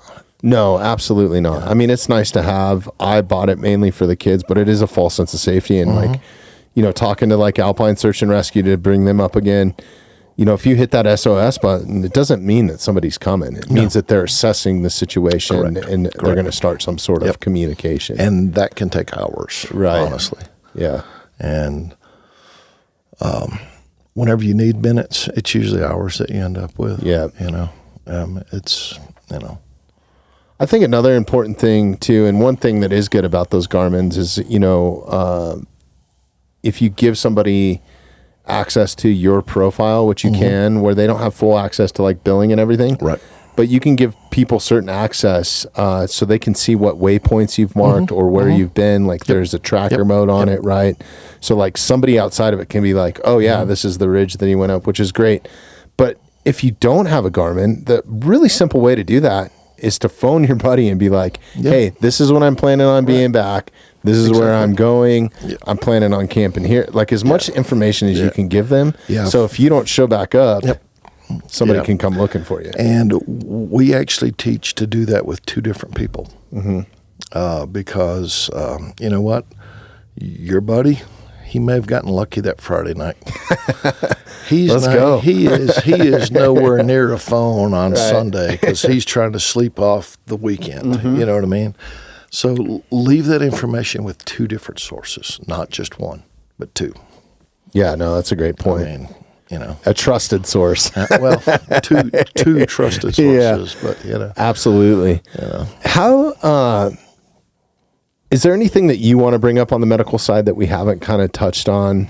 Oh, I could talk medical for years. I know you can. Years. I know you can. You're going to be a recurring guest on here if you can. Anytime absolutely. that you're traveling through Colorado or want to come, you're welcome anytime. I would be honored. And I find myself in Asheville occasionally, so I'm definitely going to be hitting you up when I'm out there because Greenville, I think normally we fly in and out of Greenville. Yeah. It's like an hour from there or something. Our school there is probably hour and 15 minutes from GSP. So maybe we'll come down there and record one there too. Would be cool. Yeah. But how did you get into all this? I know you were a paramedic for a long time, right? Like, what's kind of your background? So did you grow up with any sort of influence? Were your parents into this? Like everything started with me. I went into the service in '86 Navy.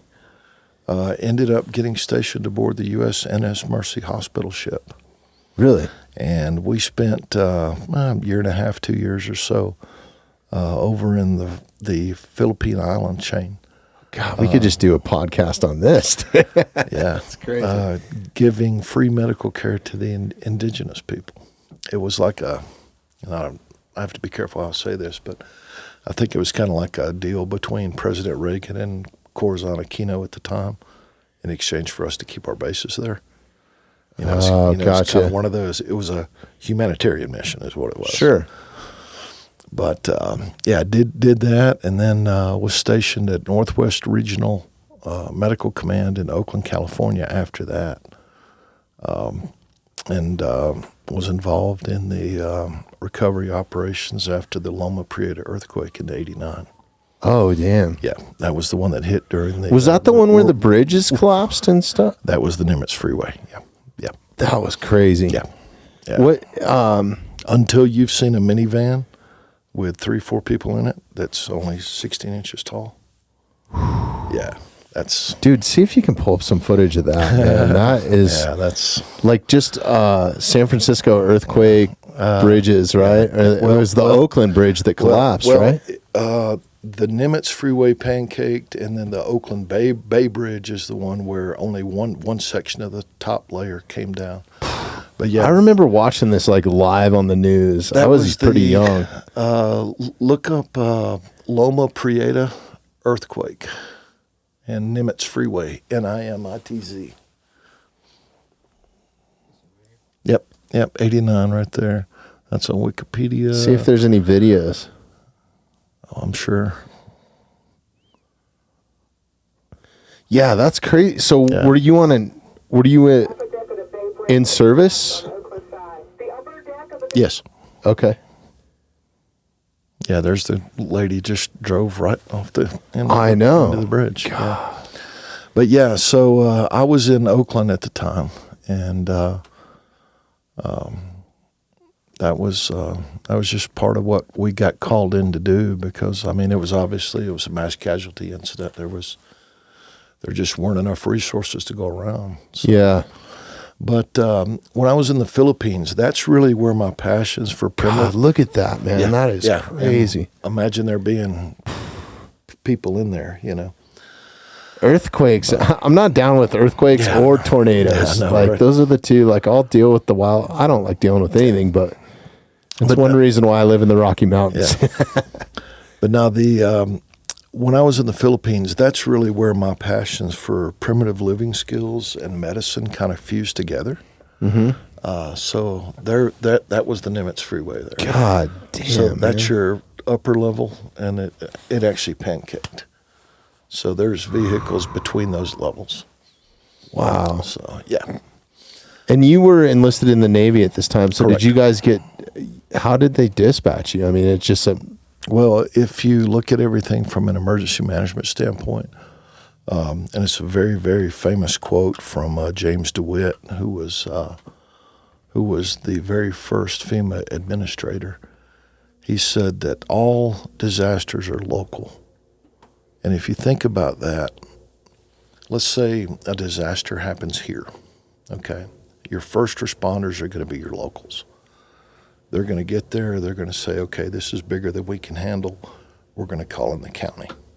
well, not to mention if you're getting hit locally, they're probably getting hit with the same thing. Right, So right, they're probably incapacitated right. a little bit. So your county resources pour in. If you still don't have enough to get a grasp on the problem, then it goes to the state level.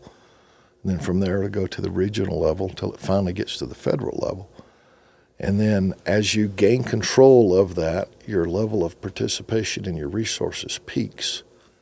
And then as you start to wind down, everything goes all the way back down. And those federal resources start to leave because they aren't needed anymore.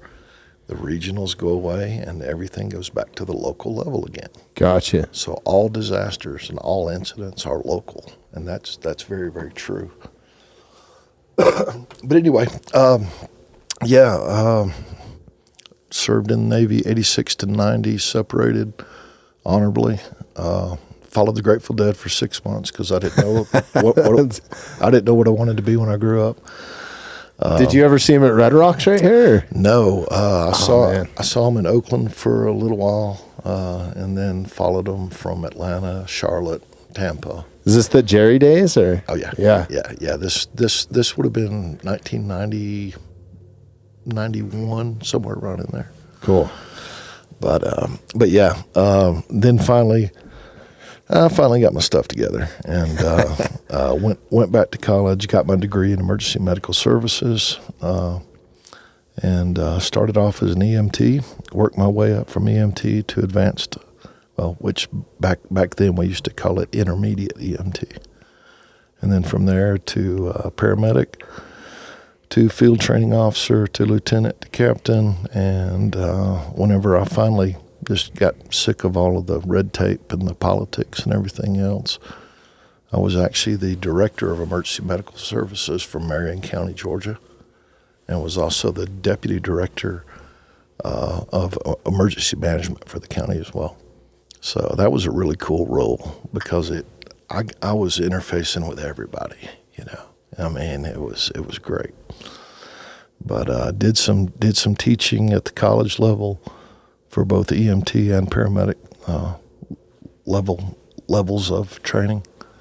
And education's always kind of been my passion, you know. There is nothing more rewarding than seeing that light bulb moment when it goes off in a student's head and you're like, you know what, they just got it. Yeah.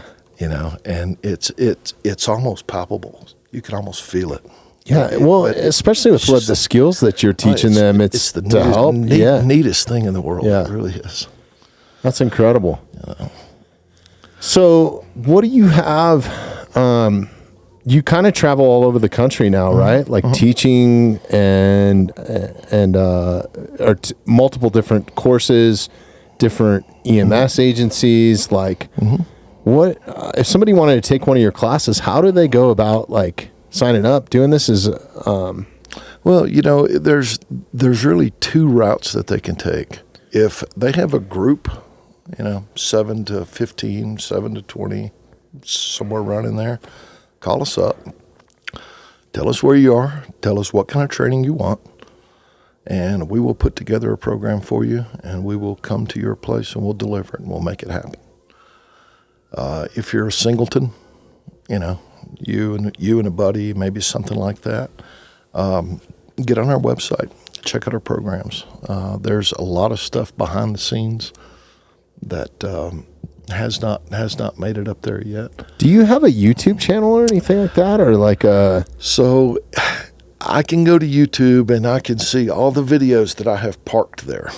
Okay. That I have not published yet, and graphic arts is not Mark's strong suit.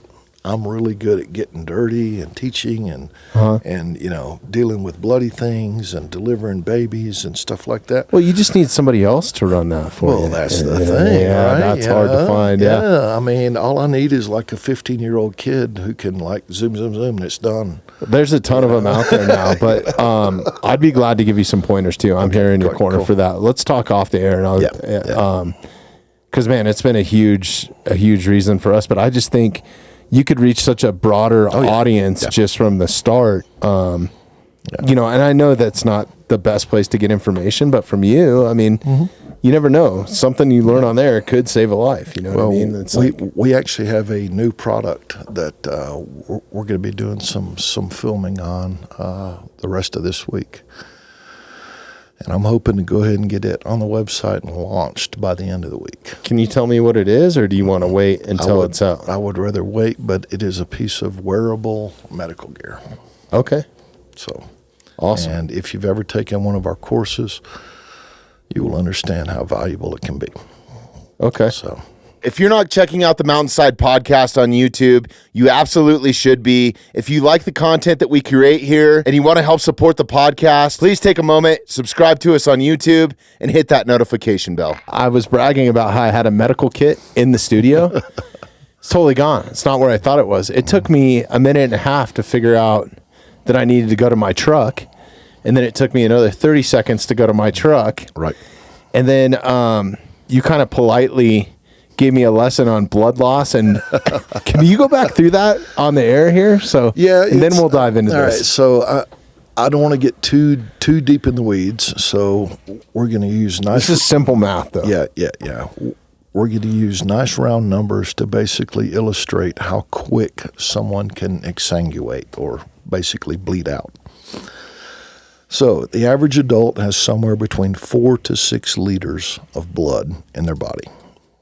A liter is the same as 1,000 milliliters. We just never really switched over to the metric system. So just to keep the math simple, let's just say that you've got 6 liters of blood in your body. The average heart rate in an adult is somewhere between 60 and 100 beats per minute at rest. So to keep the math simple, we're just going to pick the number of 80 beats per minute in the middle. Every time a healthy adult heart beats, it ejects 80 cc's or milliliters. A milliliter is the same thing as a cubic centimeter. So every time the heart beats, it puts out 80 cc's of blood. So if you take 80 beats per minute times 80 cc's per beat, you take 80 times 80 is 6,400. So that's 6,400 milliliters, which would be 6.4 liters, and you only have 6 liters in your body to begin with. So that shows you how quick you can actually bleed out. There are some very... That's if it's an arterial bleed, is that? Yeah. That's carotid, femoral, even brachial. Yeah. But yeah, there's some really nasty videos that you can find out there where you'll actually see a guy that gets cut in the neck with a knife. Yeah, I've seen that video. And within 10 seconds, he starts to kind of get unsteady on his feet. It's because his blood pressure's falling out of the bottom. He doesn't have enough pressure perfusing to his brain anymore. He's starting to lose consciousness. Yeah. And then 15 seconds after that, he's pretty much, for all to the point, purposes, he's empty. He's dead. Oh, yeah. To the point, like if anybody has a stop the bleed thing, and I've kind of fallen off on this a little bit, but I try to think about it, especially when my family's with me. Like even if we're going to the grocery store, say we're back at the butcher counter where I'm normally at, and something happens, an active shooter situation, something along those lines. I still have to go all the way to my truck to get my medical kit like I just did because I didn't have it. I got to then get back into the store in the midst of a chaos, if law enforcement, or get by an active shooter or something like that to start administering any sort of care at any chance at saving a life, right? Especially if it's arterial. You're done. You're done just in the amount of time that you have to go to your truck, right? Pretty much, yeah. So me, just a common practice, and maybe this is stupid. I mean, really, if I would have come down to it, I carry a couple packs of gauze and a tourniquet in my backpack, and that's stuff that you can go through TSA with. Sure. You don't need any sort of licensing or anything like that. It's just gauze, right? Or if I'm going into the movie theater, at the least, put a piece of gauze in your back pocket. And this is something I learned from Sam, and it's a false sense of safety, but it's also a level of preparedness. Well, it keeps you mentally focused on the right set of priorities. Right. And having that mindset is so important. If you go into it with a victim mindset of, well, I'm not going to worry about it because there's going to be somebody else there that's going to take care of this, you've already set yourself up for failure. That is the exact opposite of being self-reliant, being in control. You are now dependent, and you are not in control. Right. You've given up control. You've given up the ultimate outcome of your situation. You've turned that over to someone else who's probably going to be a stranger. I'm not like that. I'm the exact opposite. Yeah. I want to be in control of my own destiny. Well, I'm the same way too. I don't know exactly who mine came from. It looks cool, but I have a deal that just slides on my belt. It's a low profile tourniquet. It's more of like a tactical tourniquet, and then it's got I shoved a pair of trauma shears in there and Sharpie, and it'll carry one thing of gauze, and I can throw it on my belt and go anywhere. Right. And you take the trauma shears out of it. Actually, the windlass on that tourniquet is metal, so I don't know I don't think you could take that one through metal detectors. There is one that is made by a company called RevMedix, RevMedX. They're out of, it's either Washington or Portland, one of the two. Seattle or Portland, one of the two. And I am not a paid endorser of any of these products I wish I was, trust me.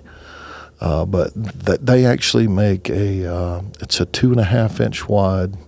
No, I'm sorry, it's a 2 inch wide. It's called the TX2. It's called the Parabelt. And basically it is a wearable tourniquet. So instead of having the windlass like the cat does, it has a crank on it, almost like on the back of a set of diving fins. And like a binding. yeah, extremely effective. But that then becomes, you can wear your tourniquet with you everywhere you go, and it is TSA compliant. Okay. So, well, that's cool. But, well, I know that just the cat tourniquets, like that trainer over there, that's what I have in my backpack. But anyways, here's this. I'm going to let you dissect it. And first of all, have it close enough that you can get it, right? That's the starter. Right. Yeah, for sure. So this is what travels in my pickup. I actually have some other stuff that's in there that's in a separate little pack because my daughter does have some allergies. So I got an EpiPen in there. All right, so and that brings up a very, very important thing, and that is your medical kit should be individualized to you, just like your survival kit should be, just like your bug out bag should be, just like your vehicle should be, because your level of medical training, your level of medical expertise is going to be completely different than someone else's. You may need to carry more of one thing. You may need to carry less of one thing. So the medical kits are not equal across the board. They need to adapt with the activity, with the anticipation of what patients you're going to have to treat and what injuries you're going to need. And how many? Like one tourniquet. Like I actually have 4 tourniquets in my truck, believe it or not. I have one for each family member minus myself. And that's just my common thinking, but there's only one in there. This is kind of like my grab. I got to go somewhere right now. All right, so let's start at the top here. Okay. Going to open it up. First thing we've got a cat tourniquet. Readily accessible. Word of advice, go ahead and take it out of the package. That's going to save one less thing you got to do, right? That's going to save you time right there. Okay. It's already in the stored position, but go ahead and take the packaging off because that's going to save you 10, 15 seconds. And we've already illustrated, just by doing the math, at how quick that 10, 15 seconds can go by. Yeah. And all the bad things that can happen. That's a great point. So next thing we've got is... was it Israeli bandage? Yeah. There's a trauma dressing. Fantastic to have. You can never have enough material whenever it comes to bleeding control. You've also got 2 compressed gauze here. I noticed this is a North American Rescue Kit. Yeah, this is a great company, by the way, and there's a misnomer that you have to be medical. No, you don't. You have to be medical personnel or EMT personnel to buy stuff from them. You absolutely do not. I bought, and these kits, I think I got them on sale. They were under $50, right? Like, yep. They are based out of Greenville, South Carolina. Actually. It's not this exact. I've added some stuff to this, but it came with a tourniquet. My only issue is I replaced the tourniquets. It came with black tourniquets, and I'm a fan of the orange. Just so Sam brought this up, and why I switched these out to orange ones was if you're going to be putting on a tourniquet, more than likely they're going to some sort of civilian care, right? It's going to be in a civilian situation. You want it to be visible. Sure. Like the black is more for like if you're in a tactical situation, you don't want to be seen while you're in the middle of a firefight, right? Absolutely. But like my use for this is going to be, it's going to be on one of my kids, a family member, somebody coming out of a car accident, and I want medical personnel to be able to see where it's at. Yep. So we got 2 sets of gloves here. Again, personal preference. Not knocking anything that anyone does. The ones that they put out that are double wrapped like this, and you can actually find this video online. Packaged gloves versus loose gloves. Oh, is it? Okay. Yeah. All right. No worries. But yeah, it'll take you about 30 seconds to get these out of the package and get them on. Whereas 2 loose gloves out of a box, absolutely, it'll take you. I hate to say this, about 8. Honestly. I'm a no gloves guy, and this is something I'm going to upgrade. I'm so glad you're looking at this right now. Oh yeah, I'll throw some nitro gloves in there. You know, I have some of those at home for doing mechanic work, but especially when it comes to field dressing or anything like that, I'm a big fan of not having gloves because I feel like they're more of a hindrance than they are protection. And I guess, you know, with bloodborne diseases and stuff like that nowadays, you would have to be, you know, you want to be careful if it's a stranger that you're administering care to. I would imagine you want to take as much.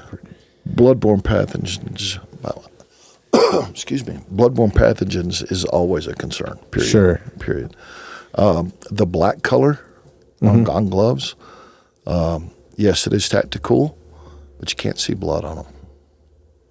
So if you do a sweep underneath their body to see if they're bleeding, That's a great point. you actually will not see blood on them. So go blue or Go blue, white. go red, go or not red, orange. You can do the old latex look, the beige look almost. Yep. But blood will not show up on these at all. Sure. And that, I guess that brings up a point that this kit specifically is a tactical Correct. stop the bleed kit. Yep. So this is like for a police officer to put on his belt, basically. Sure. Yep. With some added Yep. stuff. You got some trauma shears there. There are certain trauma shears that are manufactured that have a little notch that's cut into them. That's actually designed to fit the gauge, or I'm sorry, the valve on the top of an oxygen tank. Yeah. So these actually are used as a O2 wrench. Then we've got some hyphen chest seals. You got your entrance and your exit. And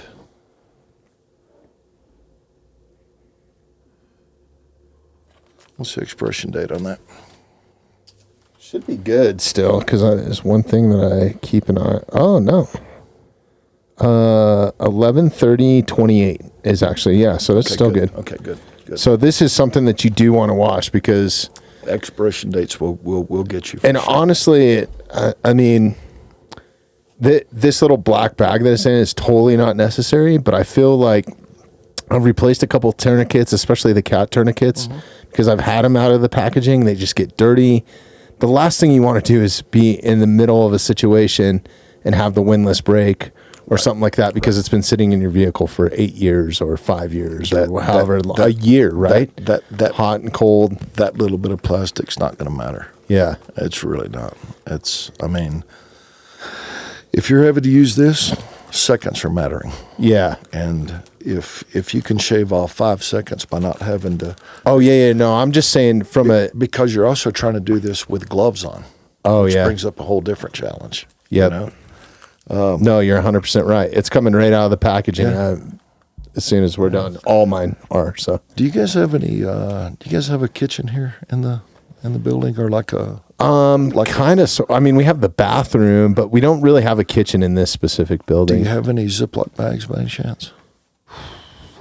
I might have one, like a quart size. That would be perfect. Okay. Can you get that? Yeah. I want to show you a little trick here. I don't know. That's really not my space, so I don't want to. I think I got a quart one right here. Might be a little used. Oh, that's perfect. That's actually a gallon, but hey, it'll work. Or a gallon bag. Yeah. Sorry.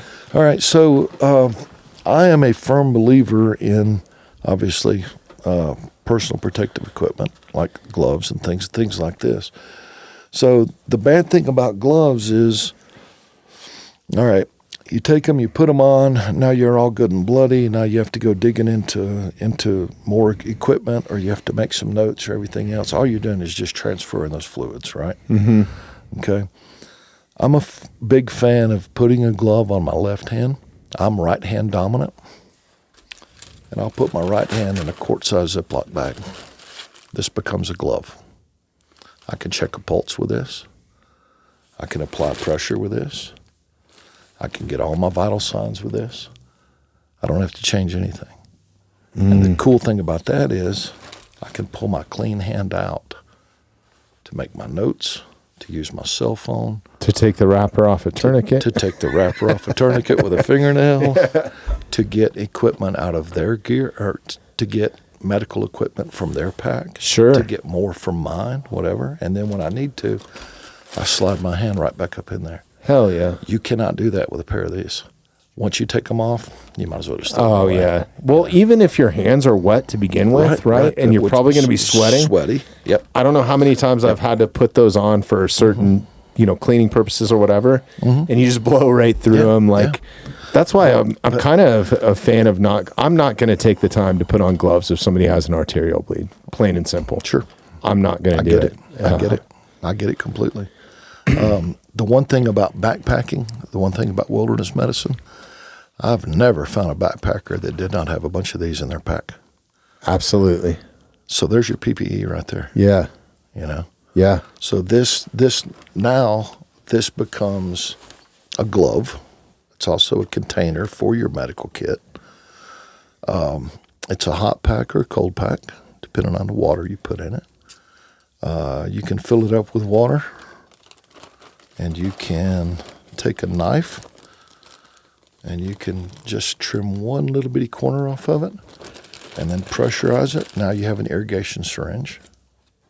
Yeah. All right. It's plastic, which means we can also use it as a chest seal.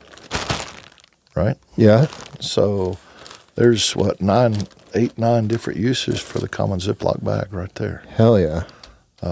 And it's the bomb.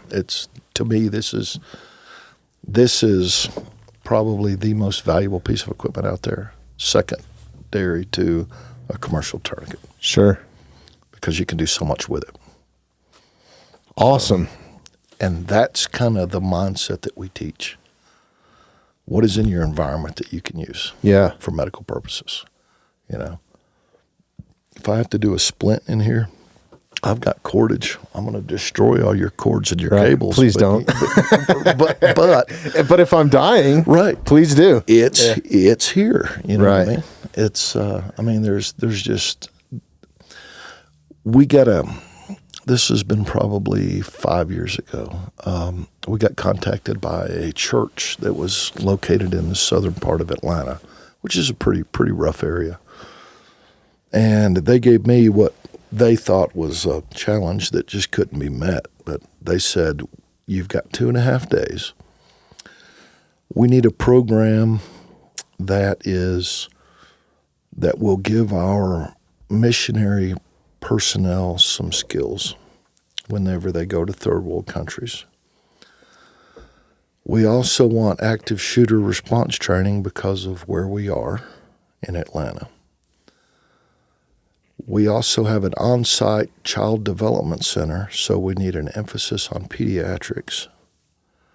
We want you to review our emergency action plan and see if you can find any holes in it and any gaps that we need to close up.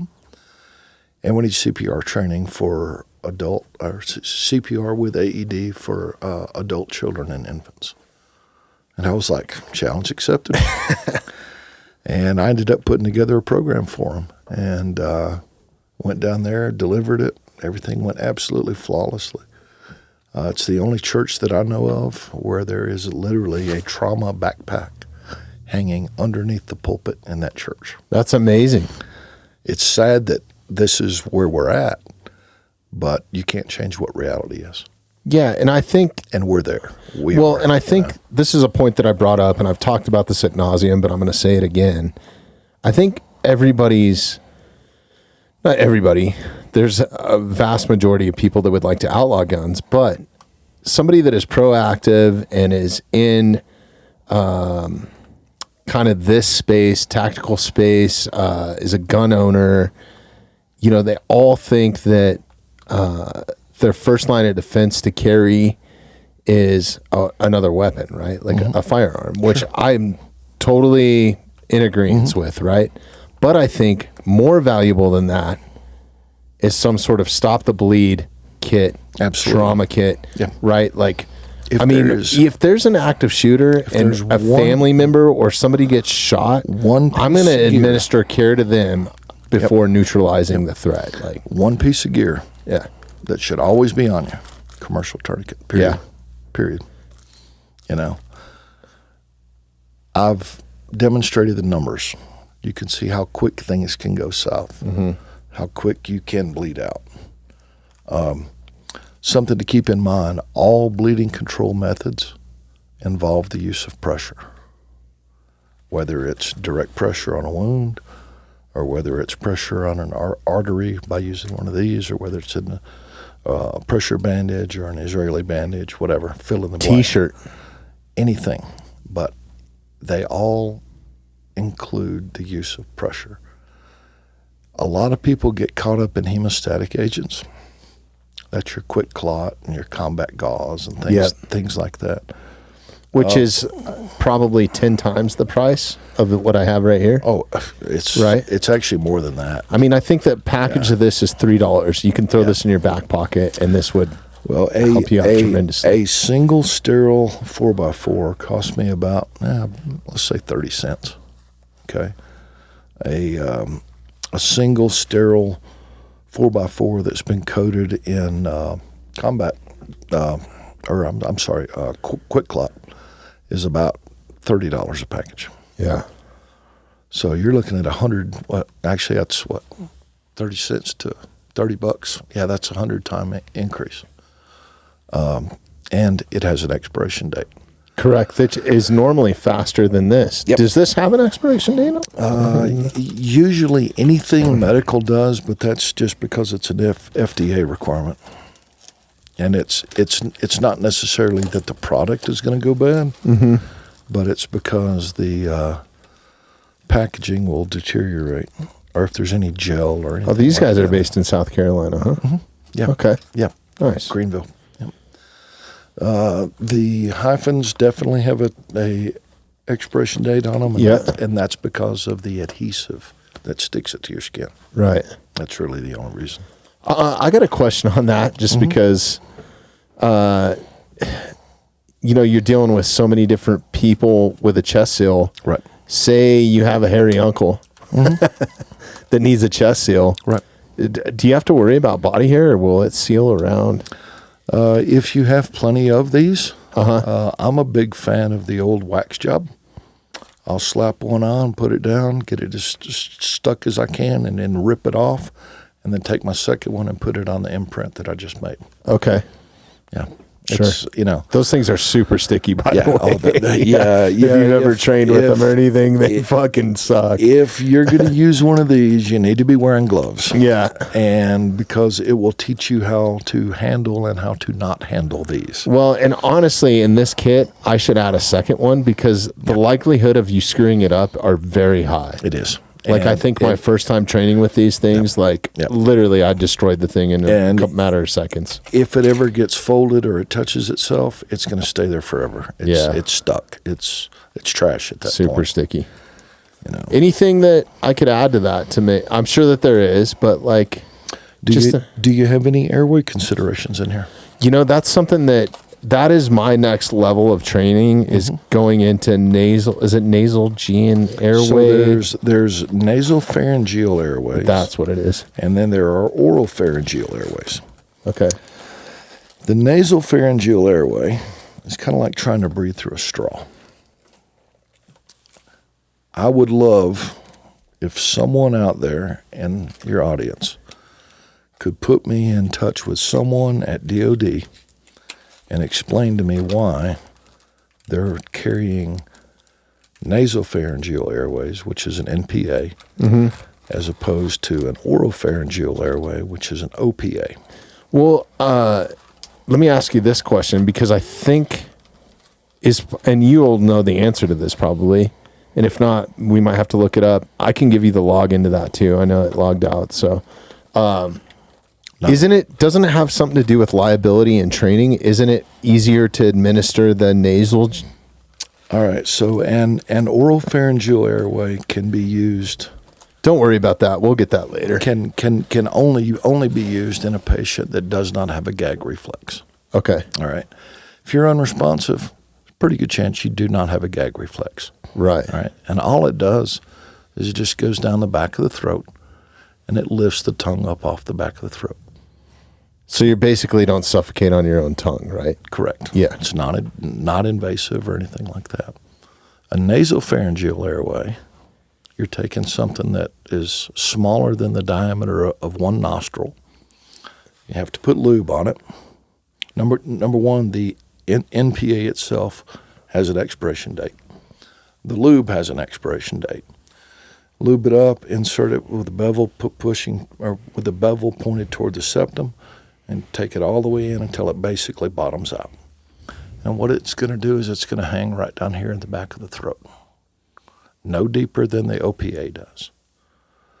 But, again, have you ever tried to, yep, there's a parabelt there. Nice. Have you ever tried to breathe through a straw for an extended amount of time? Or even just, let's do it this way, like just breathing through your nose unless you're trained in it. Mm-hmm. Exactly. Is it? It So- almost feels like you're oxygen depleted. Like Yeah. put some tape over your mouth. And So if you're trying to open someone's airway, why would you use something, number one, that has an expiration date? Number two, isn't really opening the airway, it's actually restricting the airway. And number three, which is really the most quizzical out of all, is nasopharyngeal airways are contraindicated or not recommended for use with patients with head injuries. So if you look at let's look at a tactical type situation. What kind of injuries can you reasonably anticipate from? can I Something ask like it that. You're tactically? Is it because of, well, I guess you'd be moving a patient regardless. Does it Right. have anything to do with Nope. So you're going to be looking at GSWs, gunshot wounds, and you're going to be looking at blast injuries, right? Right. Blast injuries usually tend to create head injuries. So why are we setting ourselves up for failure by using an NPA instead of an OPA, which actually lifts the tongue up, and you can still bag over the top of it? I don't quite get that, and I can't find anyone that can provide me with the answer. Huh. That's crazy. And this is one of those So go OGA instead. OPA. OPA, I mean, yes. Yeah, you have nasopharyngeal NPA, oropharyngeal OPA. OPA. Yep. Okay. Yep. Yeah. So, is that something that I could, I mean, obviously go and take a class, but if I were to pick one up tomorrow, is that something that I could administer on my own Yes. and be successful? Open source, Amazon.com. Okay. Yep. So Honestly. add that. Yeah. Definitely. All Okay. right, so that takes care of airway. Yeah. Without that, you're actually going to have to do the head tilt chin lift. Remember that from CPR? Mm-hmm. Okay. So that will take care of your airway as well. But as soon as you let go of that, you're going to lose that airway. So you have to have like eight. Which is kind of a two-handed eight thing. hands. Yeah. Right, That's right. the thing. Yep. All right. Breathing. Something as simple as one of the little pocket masks, the ones that fit on a keychain. Okay. I'm not familiar. Do a search, if you don't mind, for keychain pocket mask.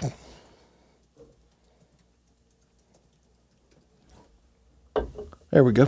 Right there, CPR face shield. Oh, that's cool. Yeah. And it just goes on your keychain. Huh? Yep. And That's badass. click on videos real quick, and you'll actually see how they're used. There you go.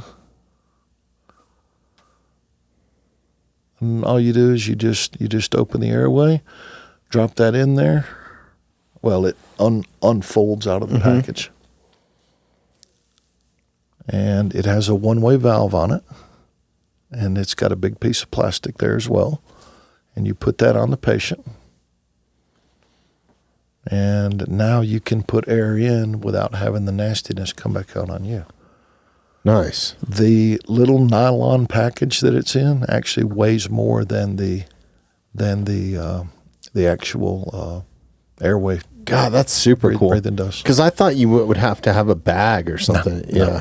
No, Okay. it's mouth to mouth with a barrier with a one-way valve. Okay. So there it is right here. So this comes out. Open that up. You see right in the middle, you've got a one-way valve. Yep. It's printed this side toward patient. You got little elastic pieces that go over the ears. Oh, that's so smart. It's like a real mask. Exactly. Yeah. Okay. Exactly. Now, something else about this is, and then now you can do mouth-to-mouth right there. Wow. So the other thing is, all right, what is that? We're looking at an impervious barrier with a one-way valve. What else is that? Oh, your chest seal. Exactly. Yeah. So that with your tape becomes a backup for one of these. Okay. So you can see how we're already coming up with more uses for gear, right? Yeah, those are super cool. So that's your airway and your breathing. Circulation. Face shield. What is that website real quick again? Where could you get the? I guess you can get them on Amazon. Yeah, everywhere. And they're fairly 25 of them for $17. How could you go fucking wrong there, Right, man? That's crazy. Right. That's awesome. Yeah. Okay, cool. All right, so This is why I love having you guys on. I learned so much, right? And I got more stuff I got to buy now. so that takes care of your ABC. Mm-hmm. All right. For D, I don't carry anything because I can get that off my landscape. And then for E, the one thing that I would add to this would be an emergency blanket. Yes. If you ever watch, Which is actually in the truck, and a Kim light is my other thing. if you ever watch any of the videos from the Middle East, from Europe, anything like that, anytime that there's a bombing or there's a mass incident, you'll notice that all the patients are walking around with Mylar blankets on. You never see that here in the States. We are way behind whenever it comes to that. They are light years ahead of us when it comes to recognizing what is called the trauma triad, and that is hypovolemia, okay, or blood loss, compared with or coupled with hypothermia, or low body temp, coupled with hypoxia, or low oxygen. Because they all go hand in hand, right? You get someone that has those three, they're spiraling down the drain. Yeah. And you can literally watch them go down the drain. So you have to intervene there, or there's not going to be a positive outcome. Period. Yeah. So those blankets are super important too. Like that's one of the after you. Yep. Yeah, it's one of the things that you should do. It's there's no question. Like whether they need it or not, put it on them. Put it on. Yeah, exactly. It's only going to help. Yep. Awesome, man. This has been. I want to be respectful of your time. No, you're good. We're 2.5 hours in right now, believe it or not, with the break in there. So this will probably be a 2-hour episode, but I'd love to have you back. I know you're just getting in town. Real quick, let's drop all your social media, the website, if people want to contact you, the best way to contact you. Yep. And then we'll save more conversation for another day. Absolutely. Yeah. Easiest way to keep up with what all we're doing, because we do have multiple projects that are going on right now, is through either Instagram or Facebook. Both of those are Off-Grid Medic, all one word. You can hopefully here within about the next 2-3 weeks. Well, let me rephrase that, because I'm here for 3 weeks. So it's probably going to be 4 to 5 weeks, hopefully within the next 4 to 5 weeks. So we're talking first, maybe second week of August. The YouTube channel will actually go live. And awesome. Once that happens, we're going to have some instructional videos on there. We're going to have. Is that Off-Grid Medic as well? Yes. Is that the YouTube channel? Yeah, sure. Okay, cool. Sure is. Yep. Is it up now if people are listening to this and want to subscribe prior to videos coming out? There's a place marker there, but that's it. That's it. So. Awesome. But yeah. We'll go and subscribe to that for sure. Sorry. But yeah. Didn't mean to interrupt you. No, it's fine. And then we've got all of the upcoming classes here. We got the WFA here. We got the WFR here next week. Which shout out to Jason at Survival University, and I appreciate him kind of teeing this up with you and me. There's a private program in August that I'm doing in South Carolina. There's also another private program, and I need to look back at the dates on that one. That one's for a major airline that's actually looking for, they were looking for a program that their crash investigation team would benefit from. So this is after the crash has happened, after emergency services has come in, and these people are there by themselves. It's them and the FAA doing the investigation. You got a lot of twisted metal. You still got, hazardous materials out there and everything else. They were looking for a program that would give their scene investigators some tools to be able to use. So we ended up putting together a program for them as well. That one's been quoted, I haven't gotten confirmation back on it yet. But I want to say that one is... So when you say private events, does that mean anybody can sign up, or that's somebody, like a group has contacted you and hired you to do that? Correct. Okay, so so if you have a group, schedule a private event. If you're an individual, what's the best way to take a class? We are... Now that we're finally finishing all of the infrastructure improvements at our Union County campus down in South Carolina, we'll have open enrollment there. We have open enrollment here in Colorado every year. I literally just got off the phone this morning. Got a cold call from a school in Seattle that wants us to come out there and put on a nice WFR program as well. Man, that's one thing that I wish, and I don't know if schools do have this in place. They should have a Stop the Bleed kit on every corner of every school, man. That's our goal, man. Yeah. Is and even if you don't have the kit, at least have the knowledge. Sure. So that you can use the kit, whatever's around a kit does you no good if you don't know how to use it. Exactly. Awesome. But yeah, it's this is such an inspiring thing that we do. Can you scroll up just a little bit here? I just want to show you something. So out of the people in that picture right there, is this at Jason's school? Mm-hmm. That's Flight for Life Colorado there too. Yep. Awesome. That's the bird. That's number 3 out of the Springs. Number 1's here out of Denver. So one of these students here, actually 2 of these students right here in this picture. Our program inspired them to actually go to college and get their EMT certification. That's awesome. One of the students in here ended up doing Mount Kilimanjaro maybe 2 months or so after the program. 2 of these guys in here are both big game outfitters. One's here in Colorado, one's in Montana. Actually, 3 of them. It's the guy down here on the bottom. He's back in Alaska right now. Him. He's actually back in Alaska right now, and he's a big game guide there as well. So it's neat because after getting feedback from people, we're finding out that the programs that we're putting on are actually inspiring them to take things to the next level. Yes. And I'm like, you know what? Everybody that we teach becomes a force multiplier. And who knows? It may be me that needs these skills one day. Mm-hmm. It's something that I share. I passionately share here on the podcast. It's why you're sitting here. Honestly, it's something that I strongly believe in, much more than I do like a concealed carry or something along those lines. Which I think which I don't think is bad. I think you should have every sort of training you could possibly get. Right? Absolutely. But this is safe, simple. This is something that you can teach your kids. This is something that you can teach. Mm-hmm. It could be anybody, right? Really. And knowledge. And it's simple and it's cool and,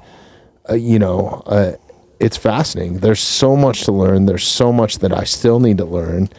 Just because I have this doesn't mean that I feel comfortable. It's almost like almost like a wake-up call. Like, shit, I need to be better prepared. Like, this was a great training, just me trying to find this kit. Mm-hmm. I mean, I know where this one was at. This one is always in my truck. I know I have stuff in my backpack, but there should be a kit in here that I know that's right by the front door, and it's not. Yeah. So it's you never know. Medical is just one of those fields that just gets overlooked. Yeah, it really does, and that's why we do what we do. We are trying to keep it in the forefront.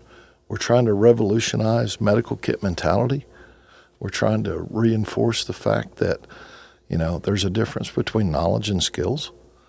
We're trying to reinforce the fact that, that fancy iPhone 15 is not always going to be available. It's not always going to work. What you going to do now? It's not going to stop the bleeding for you. Yeah. AI is not going to do that. Right, Sorry, guys. Right. Yeah. So this is why we do what we do, and it's extremely rewarding. And again, I cannot thank you enough. Oh man, thank you. I really appreciate taking the time out of your day. You took half a day. You just drove across the country, popped in here, took a half a day, spent a couple hours with us. It's been an absolute pleasure, and I really look forward to doing more with you in the future. Absolutely. For sure. And thank you for just being passionate about this and being. I guess your demeanor is so well as a teacher, right? You're calm, you're collected, like you're just. I really appreciate that. But, more importantly, too, thanks for your service as a first responder, veteran, all that sort of stuff, man. I think that that's something that we try not to overlook here and are appreciative of genuinely. So thanks again for your time. Go follow Off Grid Medic on Instagram. Go to the website. Watch for the new stuff coming out. Definitely subscribe to the YouTube channel. Yep. We're going to put live links to all of your stuff in the show notes. So if you're listening to this right now, open the show notes wherever you're listening to the podcast or watching. There'll be a live link to all this stuff.